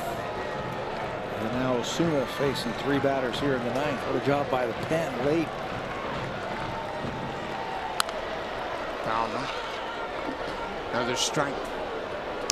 9 pitches, 7 strikes by Roberto. John Gibbons, his boys hung in there again tonight. Marcus Stroman had a slow start but was able to regroup and give the skipper 5 solid innings.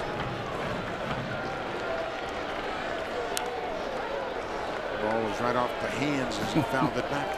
You know, that's what makes Osuna so tough. He can go inside, he can go outside. If you're looking for that ball away, you can cut the ball in on your hands like he just did. He's unpredictable.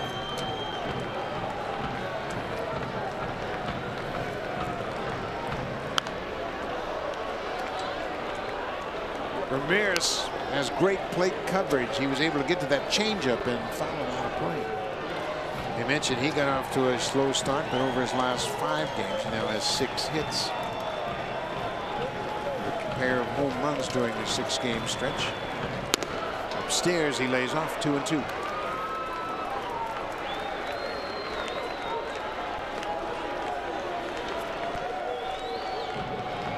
Tomorrow's matchup, Corey Kluber for the Indians against Jaime Garcia for the Blue Jays. Got him. Osuna comes out of the bullpen, retires the top 3 in order. A couple of strikeouts. He throws 12 pitches to get out of the 9th. What a day for the Blue Jays. And how about a major league return for Teoscar Hernandez led Miss Diaz with a game-tying home run. Hernandez with a pair of RBI doubles. And a good game for the Blue Jays in game one of this 3-game series. They were down 4-0, but tied it up in the fourth. Yeah, it didn't look so good early on. 4 down and then 4 in the fourth for the Blue Jays. And then that late magic once again offensively as the Blue Jays scored 4 runs from the 7th inning on. They turned it over the bullpen and they matched up against Cleveland and won the battle tonight to win game 1. Big win for the Blue Jays as everybody contributing. They made the most out of their hits. We'll see you tomorrow afternoon. Remember, we're on Sportsnet 360. Here's Blue Jays Central. Jamie, Joe, and Kevin, take it away.